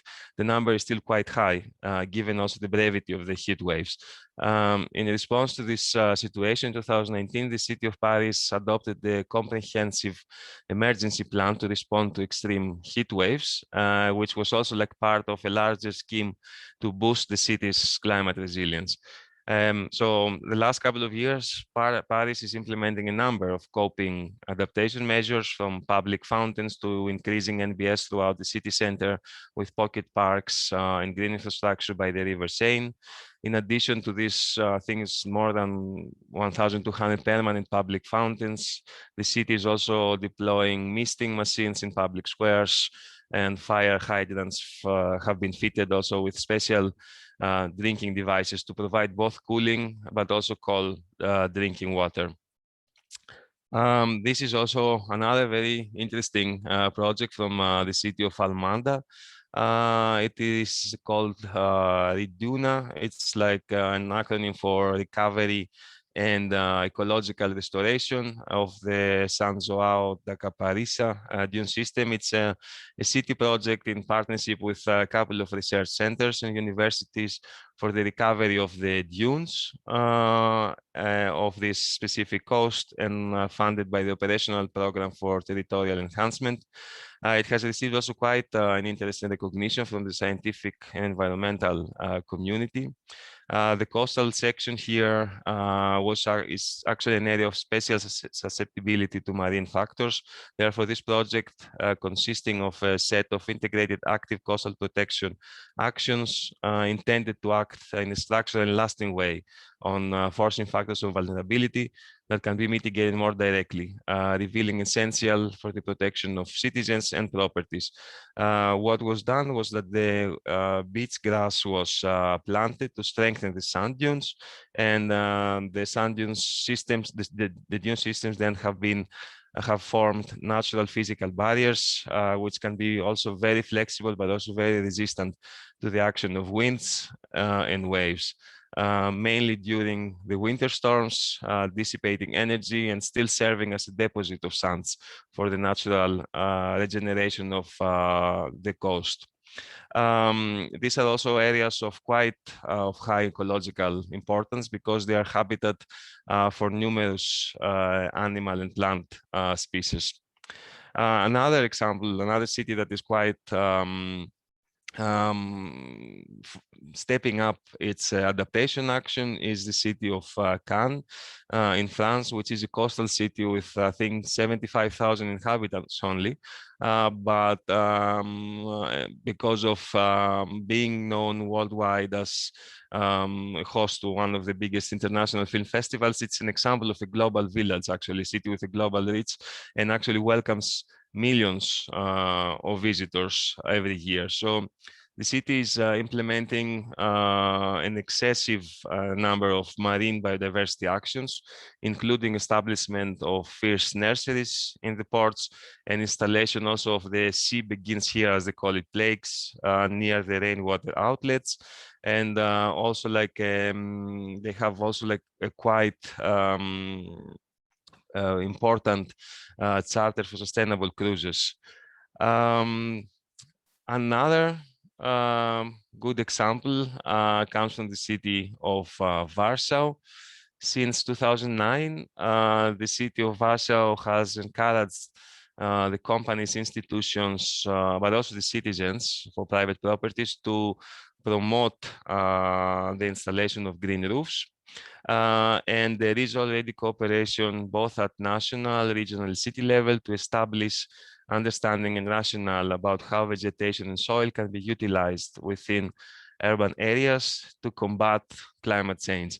The main adaptation challenges was for Warsaw was the rainwater management and the urban heat island effect, and the main public health challenges was like to improve the air quality.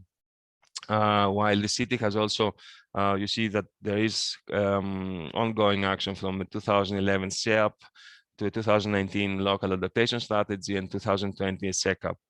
And with very also ambitious mitigation goals by 2030 that involve significant CO2 reduction and also an application of a systemic approach to develop the green and blue infrastructure in the city. So the action points that are also included in the climate change adaptation strategy that looks into 2030 with very specific action points, but also with prospects until 2050, is to create water retention systems in the city to regenerate and upgrade the water reservoirs and the green spaces in order to improve retention capacity.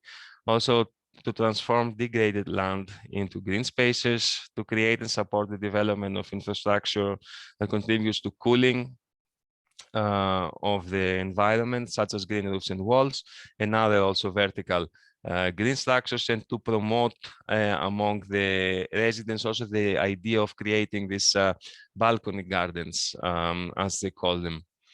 You can see in the map here the special location of green roofs in Warsaw, and already there's plans also, of course, like to increase here like the square meters that actually these green roofs cover, but there's already in the last years a number of significant co-benefits of this implementation of nature-based solutions there, from carbon sequestration to vegetation, to improving air quality and to reducing the temperature. The city of Madrid is another city also in the ICLEI network that has showed significant work on adaptation lately. They have the main challenges here are heat waves, droughts, also extreme events, and the degradation of natural areas. Apart from an air quality and climate change plan, the city has also contributed significantly in a report and subsequent then project that is called Madrid Plus Natural, which consists of a series of guidelines to tackle the global concern of climate change through multiple local solutions, and this work is part of a collaborative assessment to the local city hall and includes ideas for greening buildings, infrastructures, and open spaces in the city. And it's quite a forward-thinking approach there, which provides with multiple nature-based solutions to regulate Madrid's urban environment and respond to problems like pollution, heavy storm events, increased droughts, periods of abnormally hot temperatures, and local biodiversity loss. In a bid to reduce the carbon footprint of the city council also suggested greening of existing infrastructure like transport links, empty spaces, bridges, or other obsolete infrastructure as a way to provide natural habitats for wildlife in the city, but also spaces for recreation and for human interaction. And you see some of them, some of the already implemented actions here in the slide. Also, looking more into, looking more into the links between climate adaptation and biodiversity. I don't know why it's moving, I'm sorry. The city of Ljubljana has also implemented since 2015, and it's still ongoing, a project called the Bee Path. It was also like combined with a significant awareness raising campaign about the importance of pollinators and pollinator biodiversity for the sustainability of cities. And this path is designed in such a way that visitors can understand the importance of bees for survival of the human race and the food safety, and discover the necessity of honey in daily diets, but also find more about like the city's cultural links to biodiversity. Many stakeholders have been involved in this initiative, from educational and cultural institutions to local NGOs, and of course, the beekeepers themselves. And coming to my last example, I tried like to put together some of the impacts of the recent and ongoing COVID-19 pandemic for cities through a recent study on the Green City Action Plan cities from the European Bank of Reconstruction and Development Program, EBRD Green Cities. So through a study there with like 10 cities in Eastern Europe and Eurasia, we've seen that there have been notable impacts in municipal infrastructure sectors and transport, health, and education have been the most affected sectors, while there was less important, let's say, impacts on energy, water, and waste. But what was observed, it was basically a lack of coordinated approach for crisis response and management, and also a lack of guidance documents and established processes. This, of course, also led to a rising inequalities, including where in the city a person lives and works, and gender or age, but also referring to access to health supplies, facilities, and resources, and supporting the urban poor and vulnerable groups. The pandemic put, of course, also additional pressure on existing problems, on the lack of adequate housing in many cities, energy poverty, the increase in homeless populations, and also the environmental degradation and climate action. The municipal budgets plummeted in many cases, leading also like to lack, and also this was because of lack of strategies for operating with limited resources. While this was the case in many cities, there were a couple of cities that have managed to use, and that's why they represent good practices, that they managed to use like this disaster readiness that they had to transfer to a pandemic. One of these cities is the city of Izmir in Turkey, that they already very early in the beginning of March of 2020, they implemented the crisis municipalism management model with increased solidarity aspects, and they developed even like a COVID-19 resilience action plan, which included the coordinated use of ICT and portals with an integrated approach to all the other sectors that the city needed to perform still. As a result, of course, there were financial impacts, but the impact on municipal services through this crisis municipalism approach was quite low comparing to other cities. To conclude, there are definitely, from our work with cities, there have been definitely so far positive impacts. There has been collaboration, various levels from city to city, city to region, city to researchers, researchers to researchers, and then navigating these results to the cities. The interactions have also contributed like to contributing in shaping adaptation research and bringing the results from cities to a wider audience. And relationships also with local research partners are always helping like to further foster local adaptation planning. But still there is a lot of work needed in cities. Sometimes the city representatives are operating alone.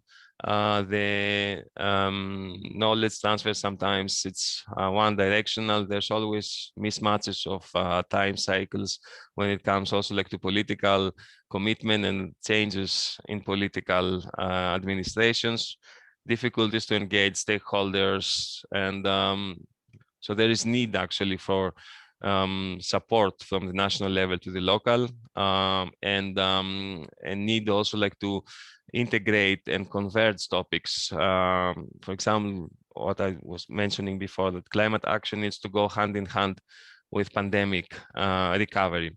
And not wanting to close on a negative note here, there's a lot of action going on, and actually I wanted also to bring your attention to an event that ICLEI is also organizing together with the European Environment Agency. It's one of it's an annual event that is working, that is bringing together cities since 2013, and offers like this platform to where city representatives and stakeholders from various local and regional institutions can come together to exchange and discuss strategies and actions to adapt to climate change and build local resilience.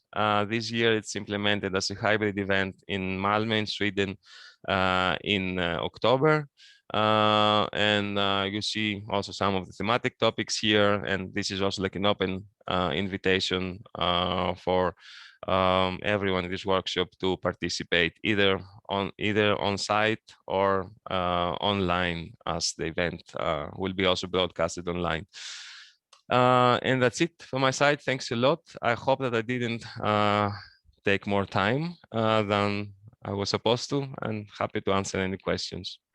Yeah, thank you very much, Vasilios. Maybe you can share the link if it's already there, or a save the date in the chat. That would be very much appreciated. Excellent. And I think since the presentation now from Birgit Georgi is continuing and focuses on urban adaptation and success factors and financing, I would directly like to give the floor to Birgit, but if any question comes up from your side, please post it in the chat.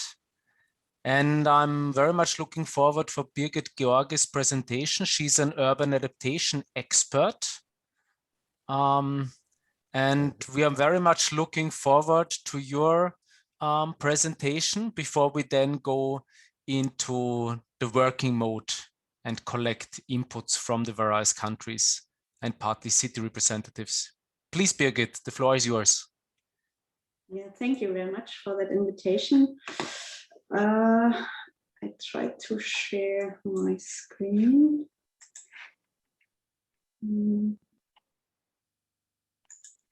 Now I have a problem with security. Okay, you will receive the rights right away. Please just check it again.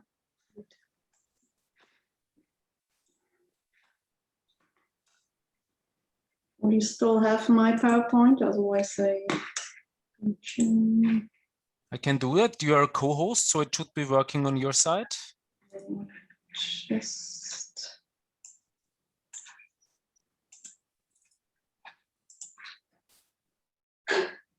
yeah, would be better. So it's a problem I haven't had before. Can you do it on your side?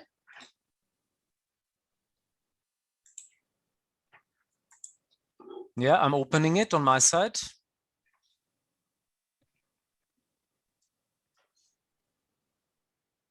Okay, here we go. Okay, Elsa is doing it. Okay, great. Thank you very much. Always good to have a backup there. Thank you very much for this opportunity. I'm a climate change adaptation specialist, specialized on urban adaptation planning. I work in this area for more than 10 years already, and at local level as well as the European level. Well, urban adaptation is such a huge topic. So for today, I can only shed light on some specific aspects, in particular practical aspects of that topic, but I hope it will be useful for you nevertheless. Next slide, please. Before diving into the specifics, let's shortly come back to the question, why should I care about climate change impacts? Well, of course, climate change is already happening. We have more heat waves, more and higher floods, sea levels rising, cloudbursts, droughts, and so on. And it's simply that you risk yours and other people's life and health. Houses and infrastructure are at risk, and transport, energy, water, food supply is also at risk.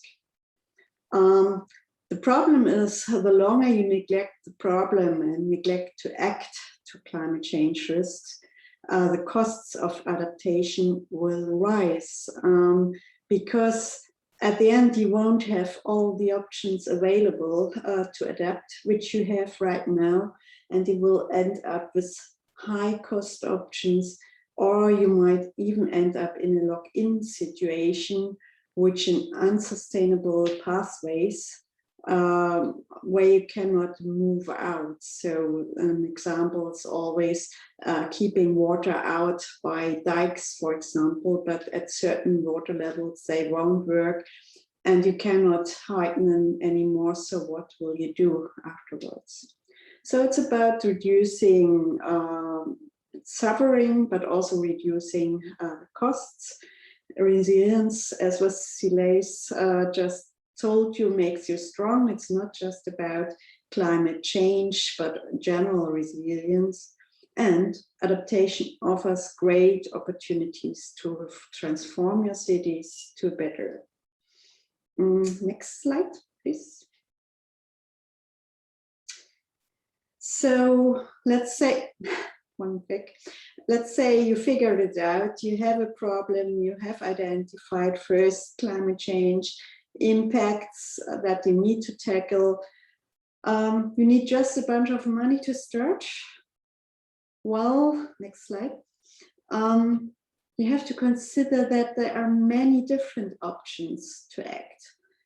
You have at hand simply soft actions, which can be information, which can be behavioral change, or regulations, incentives.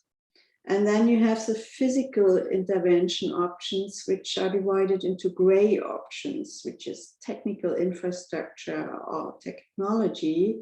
Very often that is business as usual practice.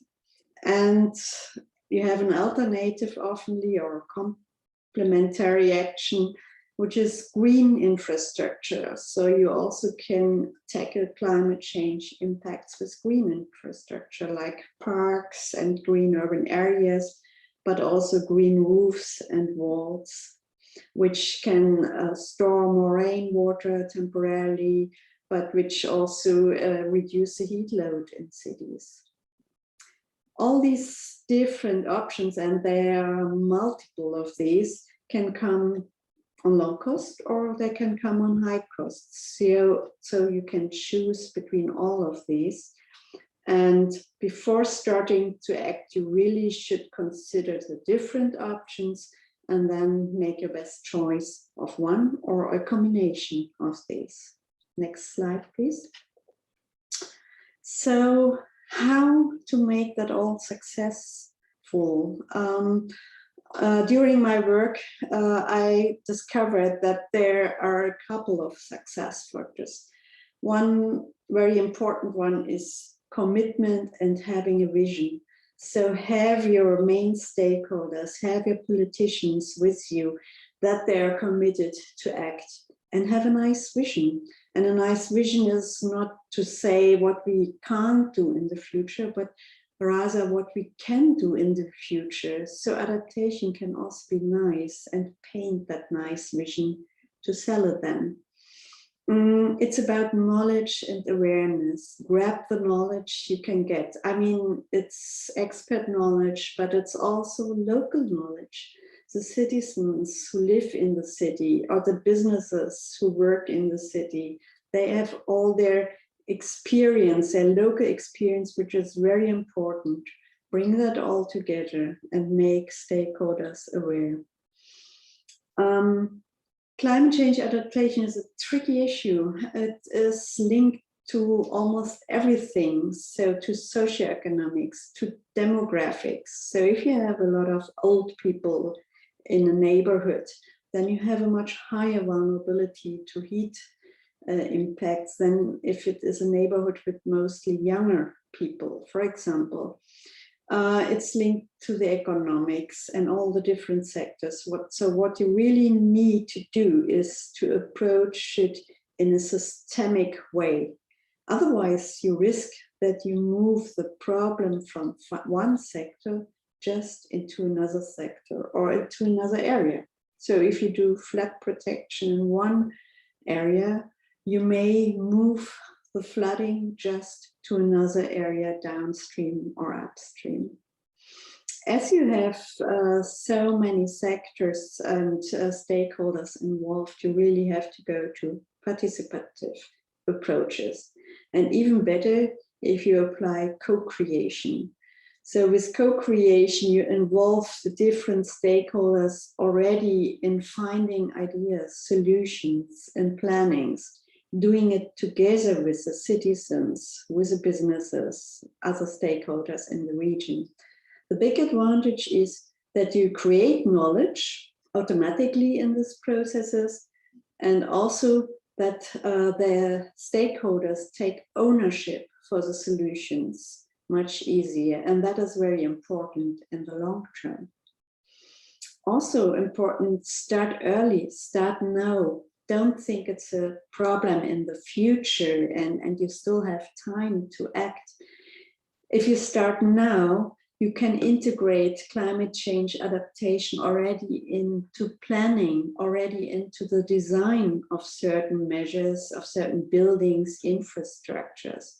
And that is often much cheaper and more sustainable than correcting or these measures or adjusting adaptation in the form of adding certain measures to your infrastructures. If you have already integrated it into the design, it's already there and comes at low costs. And also consider that many adaptation measures have co-benefits. We see it in particular with the green infrastructure measures, which do not just serve adaptation purposes, but also are nice for recreation. They mitigate air pollution and noise. They make your city really attractive, and that even makes it attractive for other investors. You can be a showcase and earn money with it. And finally, of course, you also have to have proper financing to do all that. Next slide. So how can you finance measures? As I said before, think well before you start any action. What is actually the problem and what are the underlying causes? And then check which adaptation options are available and which ones are the best to tackle your problem. Then you can define what money is needed, which people, which knowledge is needed. And there's not just one financing mechanism. Very often we think about grants from regional, national governments or the EU, or maybe also we think about loans from development banks, for example. But there's much more in terms of financing. You simply can mainstream your adaptation action into ongoing development, into ongoing building processes, and then it comes at no or very low costs. You can adapt building and other regulations, so the private investors shouldn't simply have to do it. You can create own budget lines, you can create specific taxes or fees in your municipality, or you work with crowdfunding, attracting money from different private stakeholders. Next slide, please. Just to give you some examples how they happened over the past years. An example is Malmö, with this nowadays no longer new, but a recent urban development in the Western Harbor. And here they have already thought how to integrate urban adaptation into the design of the buildings, but also the outdoor space. And as you can see, it's not just being part of building the whole areas, but it's also nice and providing a very attractive space for the residents, but also for other visitors in the city. Next, please. Copenhagen, they use water chargers to redesign the city in different places. So here they have designed a green area in a different area, which was before more hilly, let's say, and now it's set deeper to store water in the event of a cloudburst. Earlier, that had to be done by the municipal budget, but now there's the opportunity to do that also with water charges, which of course required to change the legislation that water charges can also be used outside water and wastewater infrastructure. But such measures at public land and using green infrastructure relieves the sewers in the case of a storm event. So it makes sense. But due to bureaucracy, of course, they first had to change the legislation. Next example is from Bologna. They have the so-called Gaia, a green area in a city agreement. And here they provide a platform where companies on a voluntary basis can compensate their CO2 emissions. And this money is used to finance tree planting then. And the next example comes from Ghent. Next slide. Yeah, which sets or tries out crowdfunding. So citizens can simply propose different projects for the city. There are also a couple of projects proposed which are relevant for adaptation. And then people can pay money to it, donate money. I think the minimum value is €5, so that's not much. But if you have a lot of stakeholders, a lot of money comes together. And the projects which are most wanted are then also supported by additional municipal funds, which are combined with the money from crowdfunding. And my final example, which I want to give you, is about Hamburg. So Hamburg has to deal with huge stormwater amounts in the future, and upgrading this huge system would lead to astronomically high costs. So what to do? Hamburg thinks that if it establishes green roofs on every flat roof in the city, that would really relieve this huge system, and then it wouldn't be necessary to upgrade it in the future to that extent. And in order to do it, it takes some money to incentivize the greening of the roofs. So private house owners can receive some money to green their roofs and put own money as well into it. So we can say with as little money Hamburg takes at hand, they have a much higher reduction of their vulnerability to future cloud bursts. So financing is more than just thinking about financing that one project. It's about the economic case and looking at current costs, the costs of the measure, but also at future costs. And as I said just now, if you have only little money at hand, start with baby steps, show small results. And with these small results, you may get the buy-in from politicians, you may find allies, and then more money will show up probably. So that is at least my personal experience. Next slide. All these nice examples how to do it and how to get inspired you can get from this report from the European Environment Agency. And next slide. You can also find a couple of more information and these leaflets on my homepage. Thank you very much. Yeah, excellent. Thank you very much, Birgit. Very much appreciated and very inspiring seeing what are experiences, how funding can be possible, seizing different sources.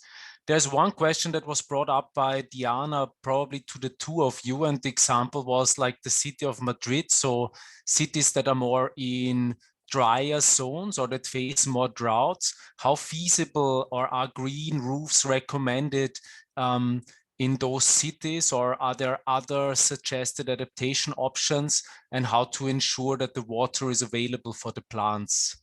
Maybe Birgit or Vassilios, what's your reply to that question? It was, I think, more to the Madrid case. Yeah. But it's more about southern countries, I think. So yes. just shortly, I could say I'm not. Please. Who? Start, Birgit, please. I think it's to Vassilios. Yeah, please. Okay. Anyway, the thing is that I have included that there because it was actually in that report, the Madrid Natural, and they have actually included, and it was one of the main actions there, and they call them sustainable roofs, which is basically a combination of green roofs and solar technology. Depending on what they have included there in that report is that it also depends, of course, they have already considered the dry climate, and they have included like specific plants that would need like the minimum water, but also like that could improve on the one hand insulation and provide like cooling and create some also like habitat for like biodiversity and pollinators. So definitely there would be like other options like there for could be also like green walls or like could be like these pocket parks in the city center. But in that case, specifically for Madrid, I can also send you maybe the link to that report. They have already included this. They call them flat and sustainable roofs as a viable example. I will try to find out the link and put it in the chat. Yeah, that would be great. Thank you very much. Are there any additional questions to Birgit or Vassilios? Maybe we will come back also to that in our exchange now. We have a little bit more than half an hour now for the discussion. And I'm not seeing a hand raised or anything in the chat. Yeah, thank you very much for sharing that link. And what we will do now is the first two questions that you see on the agenda, we will answer them in a more interactive way. You might know the tool Mentimeter, but there is also a very similar one that is called Bcast. And for that reason, I'm now posting the link in the chat. So just use the last link and copy it into your browser. And this will lead you to the first activity that we are running. And the first question relates to what are the most relevant climate-driven hazards and risks in your city, either in the city you live in or the city you're most knowledgeable at, or if you have a good overview about different cities in your country, what are the most relevant risks? You can type it in English or in Russian. I'm already seeing heat waves. Let me share my screen with you so you already see what is coming up. I'm seeing heat waves. Just on the, I think it's a little bit on the bottom left, you have this field where you can type in words or very short sentences. Extreme droughts, tropical nights, so an increase in tropical nights. I see floods, sandstorms as a topic that I would say most of many other European countries are not facing. Heat island, yeah, especially in urban areas related to concrete. Flash floods, another issue that's very relevant. Heavy precipitation related to flash floods, maybe pluvial flood. So areas that are not close to a river, but that are flooded. Sea level rise as another relevant issue.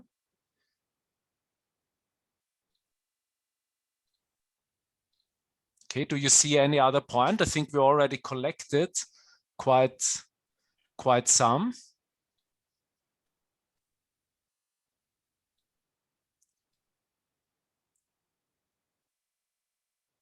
Another one, combustion of natural paella.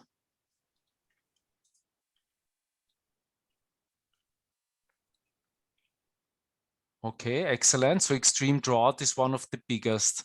I'm now stopping this activity and we move on to the second question, namely, which are the ones or the risks that are likely to increase due to climate change in the future? And here you can give a few points. You have 3 points that you can put to different climate hazards or risks. We did a certain pre-selection, but mostly we covered everything besides the sandstorm, I think. So please just check and go to the different ones and select or add your points so that we also see now live what's happening.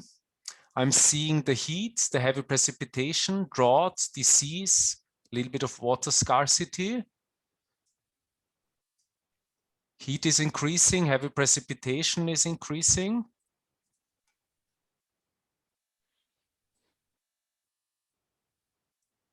Maybe if you see something from this selection here missing on your side from the pre-selection, you can also add it in the chat where you think that this is relevant or shall be added. So we see that heat is a very big one, diseases, another one, heavy precipitation, drought, infrastructure, disruption.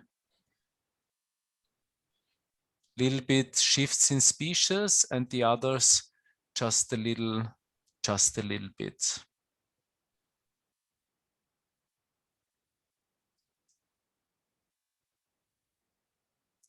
Let's just see. So I need to do this manually. If something came up. Now in the chat, that's not the case. Yeah, sandstorm. Not really sure if how and if the likelihood of sandstorms might change, but if there is a bigger area of deserted land, I can imagine it's likely because more material can be taken up by the sandstorm and it can reach maybe different than other places than before. Excellent. Okay. Gives a certain priority to future risks. I'm stopping now the activity. Maybe this tool Bcast, you can also check it out and see if it's something that you can use maybe for your exchange with stakeholders, especially now in times of COVID-19, where virtual exchanges, I think, are still very common, and it seems like it's quite likely that this will continue at least in the coming months, maybe 1 or 2 years in a stronger way. And now I would like to hand over to Wolfgang so that we can continue with the other questions that we would like to collect with you now in the plenary. So yesterday we broke up in breakout groups with Zoom. Now we will focus and Wolfgang will record it live here with the next questions. So one of the questions is, what is already being done to reduce those risks, the ones that you mentioned earlier related to the first and second questions, and or what is needed to respond to increasing risks? So either what is already taking place, for example, to reduce heat island effects in urban areas, or what is needed to better respond and reduce these increasing risks. You can either unmute or raise your hand, or you can also put it forward in the chat.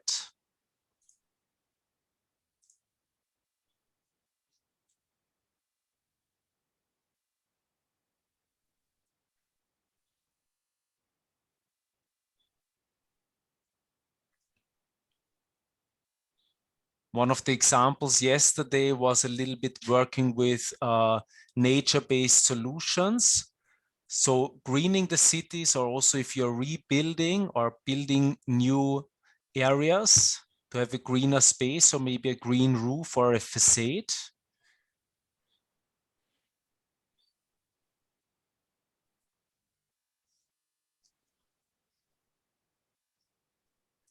We've seen now a few examples, or heard from examples from Spain, also from Portugal, what's being done. Think of the example of reducing the flood risk in Cascais.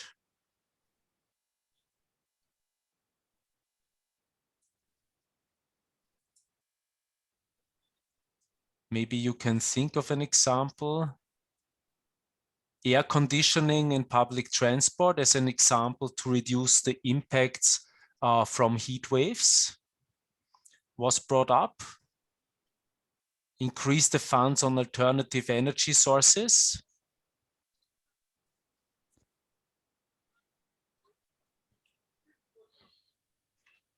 Is another example.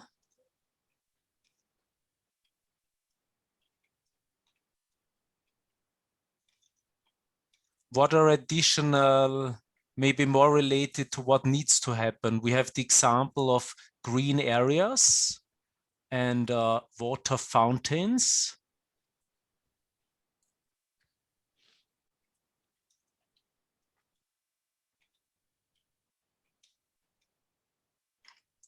Recently, I heard a lot about roads that have the functions of sponges, so that you can store the water from a stronger precipitation event and have it available for the vegetation there.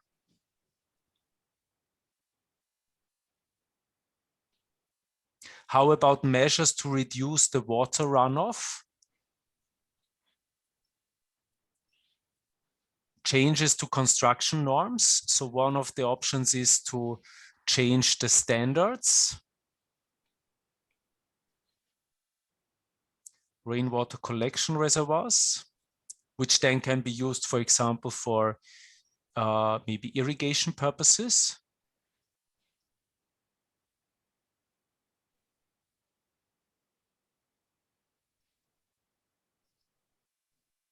Okay, the example was here from Kiev, where one lane is just used for public transport.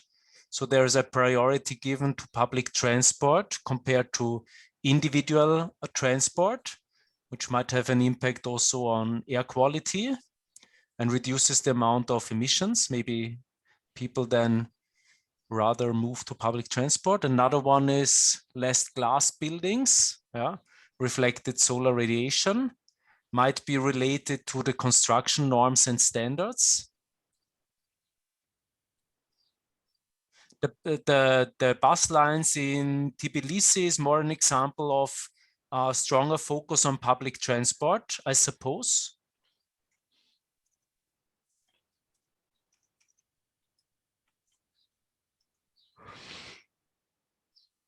Another issue related to greening is the increase of areas of forests, plantations, so also around the city, which, for example, increases the cooler air to circulate to the city.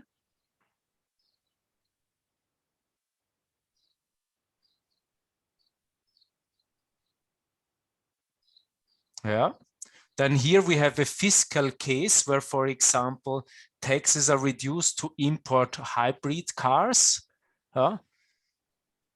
As one example. Social assistance in public transport, or social ads in public transport, sorry.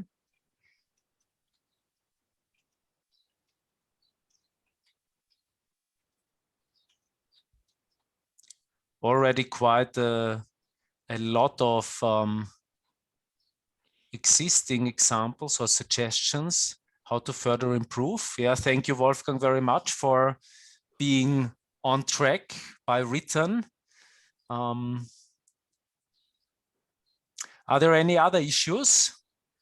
We have place for 2 more before we then can move on to the to the next question. So please put it forward in the chat. And we will add it here.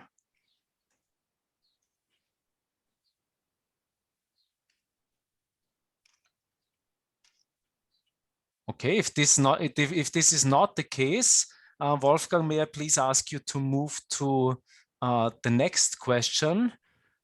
So, and this brings a little bit what we had earlier, this connection between the national and the subnational city level. And it also relates to you, to the colleagues who work on the national level, who maybe work on the city level. From your point of view, or what you heard now, or maybe already your experience, what is needed from the national level, or what shall be provided from the national level to support efforts in urban adaptation?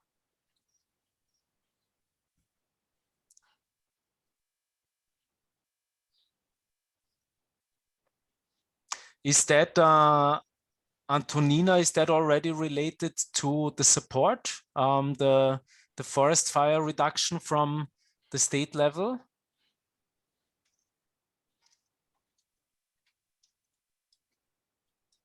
Okay, maybe for forest fire risk reduction?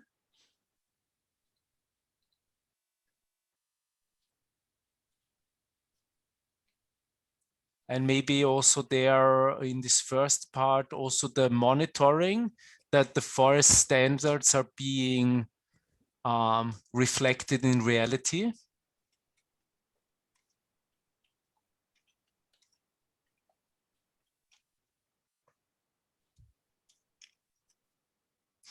Another point was vulnerability assessment needs to be conducted for the whole country, but also in support of the different cities and urban areas. Also to identify, for example, hotspots.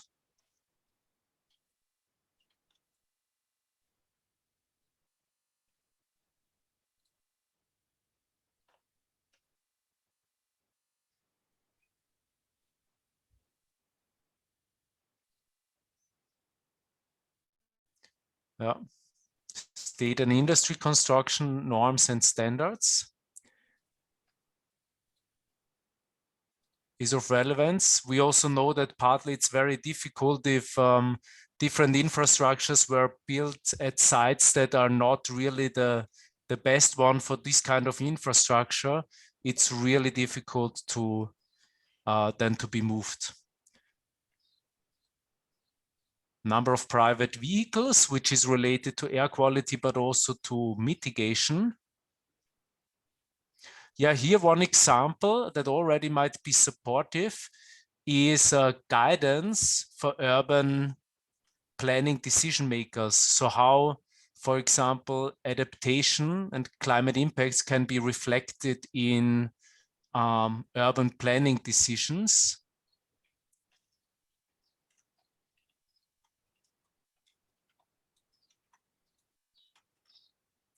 Then we have the broad area of mainstreaming into different policies. We already heard today this example of including adaptation and mainstreaming it into spatial planning legislation as one example. Then we have the issue of green corridors. Can be maybe it's partly also linked to the forest topic before. The whole issue of financing for the implementation is mentioned before. And the issue that I think several countries, but also cities are working on is the green procurement standards and related to construction norms, especially all the infrastructure that's being built from the public side.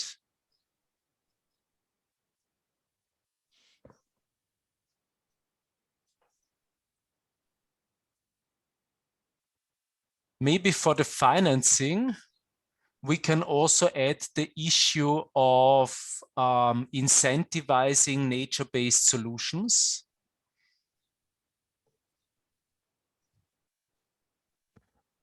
If it's a co-financing or a tax reduction or other means, can be attractive also for, if I read it correctly, private sector actors to invest in nature-based solutions. And of course, the whole complex, from my point of view, on awareness raising of local authorities for the topic of, or the need for adaptation.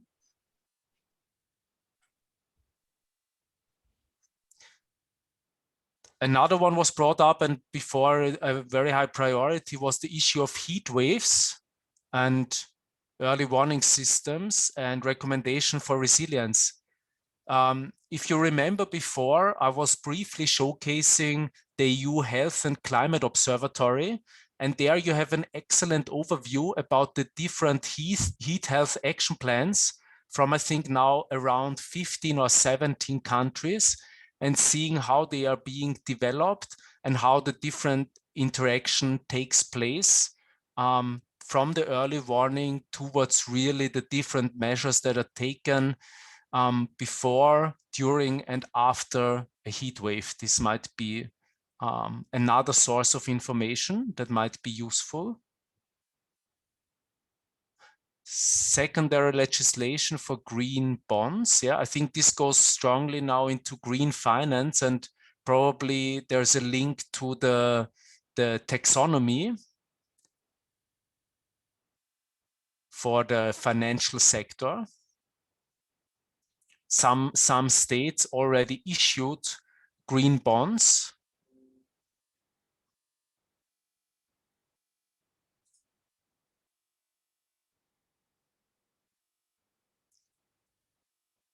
Are there any other points? I mean, we already had quite many, and the slide is nearly nearly full. Maybe one more line. If you have another point that you would like to raise or address, just don't hesitate to put it forward in the chat, and we will collect it. If this is not the case, and I'm not seeing it at the moment in the chat, may I ask you, Wolfgang, to go to the next one? Yeah. And this is the question on how to address urban adaptation within the NAP. Maybe you already thought a little bit about it, or the way you want to organize it. Yeah, there can be different ways of trying to steer it from the national level with an awareness raising campaign, involve, for example, the main actors from bigger cities into adaptation process, or others. Yeah. Okay, Victoria, include them in the NAP.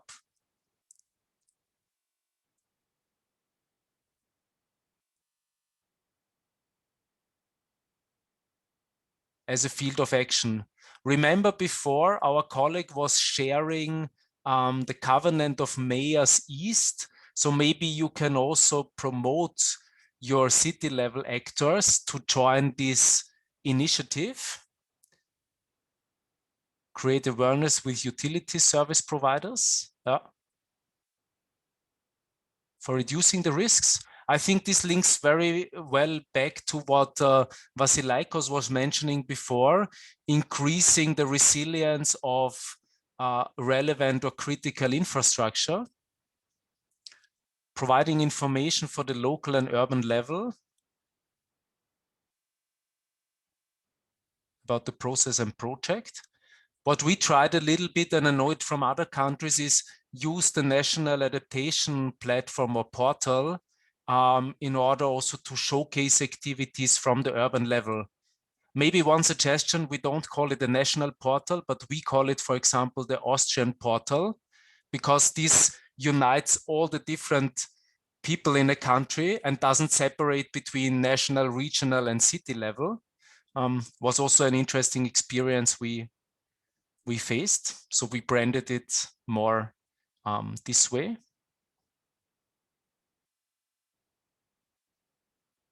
Are there other ways, sometimes related to the governance of the country, you can have a direct impact on the city level, namely with direct financing, for example?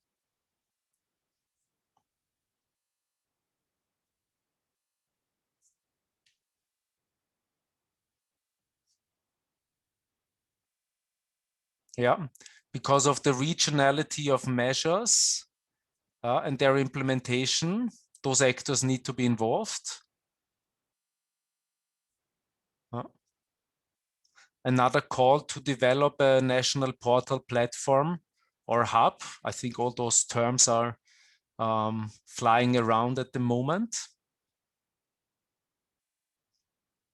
Another point, I think this is a very good one, also is really to analyze the national legislation and get an idea where are entry points for mainstreaming.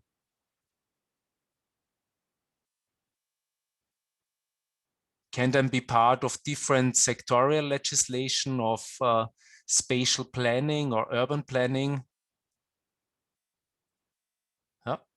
Next point brought up was include the mayors in climate-related events as relevant decision makers and multipliers.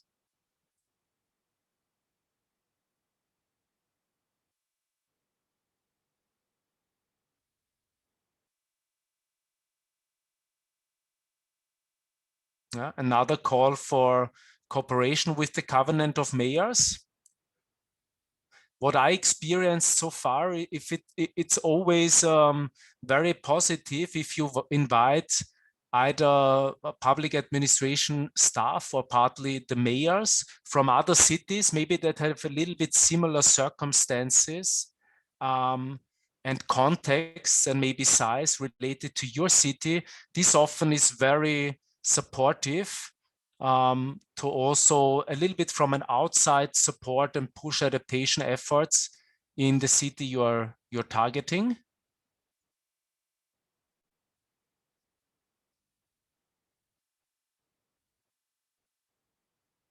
Is there any other point that you would like to raise from your side? I think we already found quite a lot and compiled quite a lot about how to address urban adaptation within the NAP.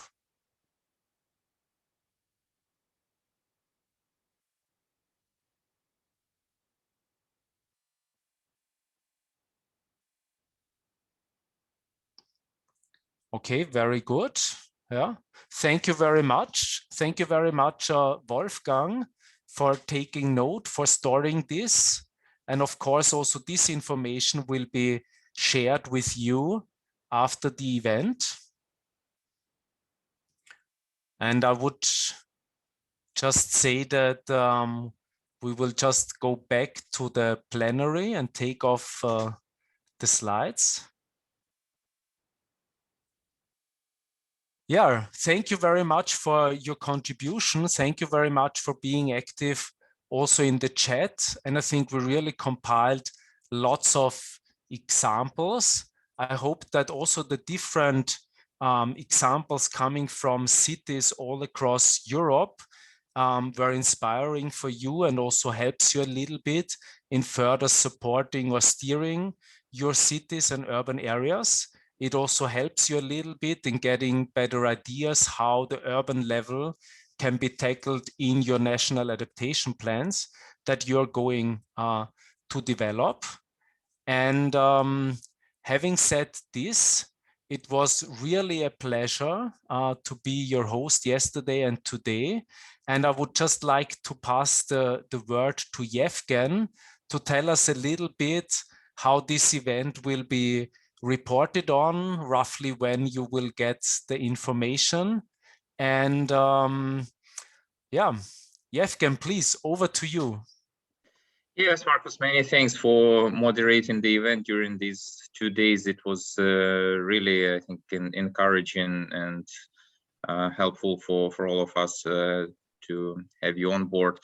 So for the past 2 days, I think we've learned together quite a lot about the latest news from the EU, the updated adaptation plan of the European Union. Also, before this workshop, we identified 2 topics that were of specific interest, and this is urban adaptation and disaster resilience. And I believe that both topics were addressed, and I'm particularly happy that we had a very productive discussion yesterday, and also very good discussion in the chat. Many thanks for all our presenters, and also thanks for the participants, because I can see that a majority of us are still in the call, so that's a sign of that the content we provided was of interest and importance. We will share the recording and the presentations to all emails that were registered through the Zoom link. So if you registered before joining the call, you will receive the presentation and recording. It will also be uploaded to the website probably within 1-2 weeks, a little bit longer than the email. I also wanted to invite you to evaluate the quality of the event, so you can see the link in the chat. Please, this is very important for us to understand what we did right and what might need improvement. You'll also receive this link together with the recording and presentations.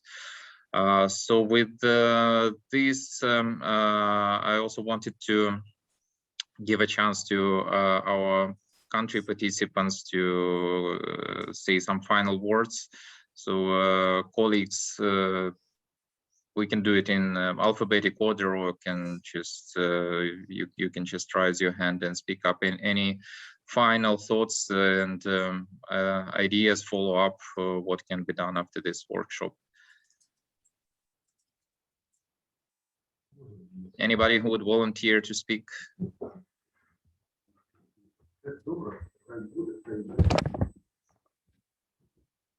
If I can speak from the part of the Ministry of Environment of Ukraine, I would like to thank the project, the UNDP and European delegation and the Climate Project for providing us such a useful data and knowledges. Also, I would like to thank the EU for Climate Project for the very important work conducted during the development of the National Strategy for Adaptation.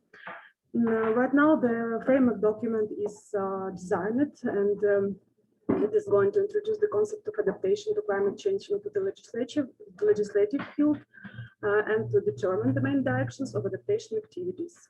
The project document is in the process of coordination with the other ministries right now, and we hope it will be soon in the Cabinet of Ministers. And the work for the development of the action plan for the strategy has already begun. So thank you very much for the cooperation, and the knowledges that we received within this workshop will be very useful for us. Thank you very much, Antonina, and it also makes me particularly happy that we discuss the practical results of the project, not only sharing knowledge. So thanks a lot also for all your help to the project and work with us. Thank you. I can see Oksana, so please, the floor is yours. Thank you very much. I would like to thank all the participants and organizers of this event, EU for Climate, because it's very important to discuss for Belarusian part this issue, the adaptation plan, because we're just at the beginning of the road to put all together, in the planning. And we have already with the project have identified the legislative part for the and all the, you know, the missing parts of the legislative part for the national adaptation planning. But we will be gathering all the information we receive, you know, during these 2 days, and perhaps would be contacting you, the speakers, and you know, and Marcus and Evgen for additional information, just to do our, you know, job for preparing a very good, very robust national adaptation plan. Thank you very much, and we'll be in touch with you. Thank you. Thank you, Oksana, and I really do hope that we can also help Belarus with formulating the NAP. Colleagues, and any more final thoughts? I can see from Marina Sari-Bekan. Thank you to all participants and organizers. Yes, thanks a lot for being with us. Colleagues, more final thoughts? Maybe yes, I can say something. Yeah, please, you're very welcome. On behalf of Ministry of Agriculture, Regional Development and Environment of Moldova, many thanks for this very useful workshop and discussed topics, as Moldova has started its second iteration of the NAP. Your experience on development on adaptation strategy was very informative for us. I do believe that we and our experts that are involved in the NAP will use this information for planning adaptation at national level. And many thanks for the colleagues from other countries and the experts that present all the topics, and thanks for the Yo for Climate project, and for Marcus for moderation this workshop. Thank you very much, Victoria.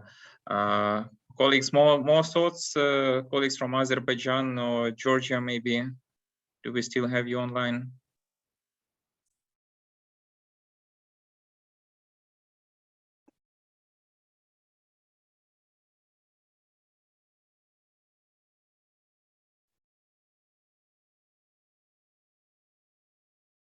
Okay, yes. I hope that means that all is clear. Otherwise, we also have each other's contacts, and we'll be working further. So thanks once again to, first of all, to Marcus for moderating the event. Thanks for all presenters. I think you've seen very good reaction and interactive follow-up to the material you provided. That's a very good sign. Thank you for all participants for staying until the very end, and huge thanks also to our translators, George and Irakli. We could not have this event without your support. So with this, I suggest that we close the event, and just to remind that next week we have another regional event on NDC implementation. So I'm hoping that many of the colleagues will also join us during our next event. Thanks, and wishing everyone a good day. Thank you, and don't forget the evaluation form, please. Just click on it in the chat. Thank you very much, and looking forward to seeing you again, hearing you again, most likely virtual, but hopefully physically, maybe next year would be great. Thank you, and have a good remaining day. Bye-bye, and a nice Easter celebration. Yes, nice Easter to everyone who celebrates this week. Bye-bye. Bye. Bye.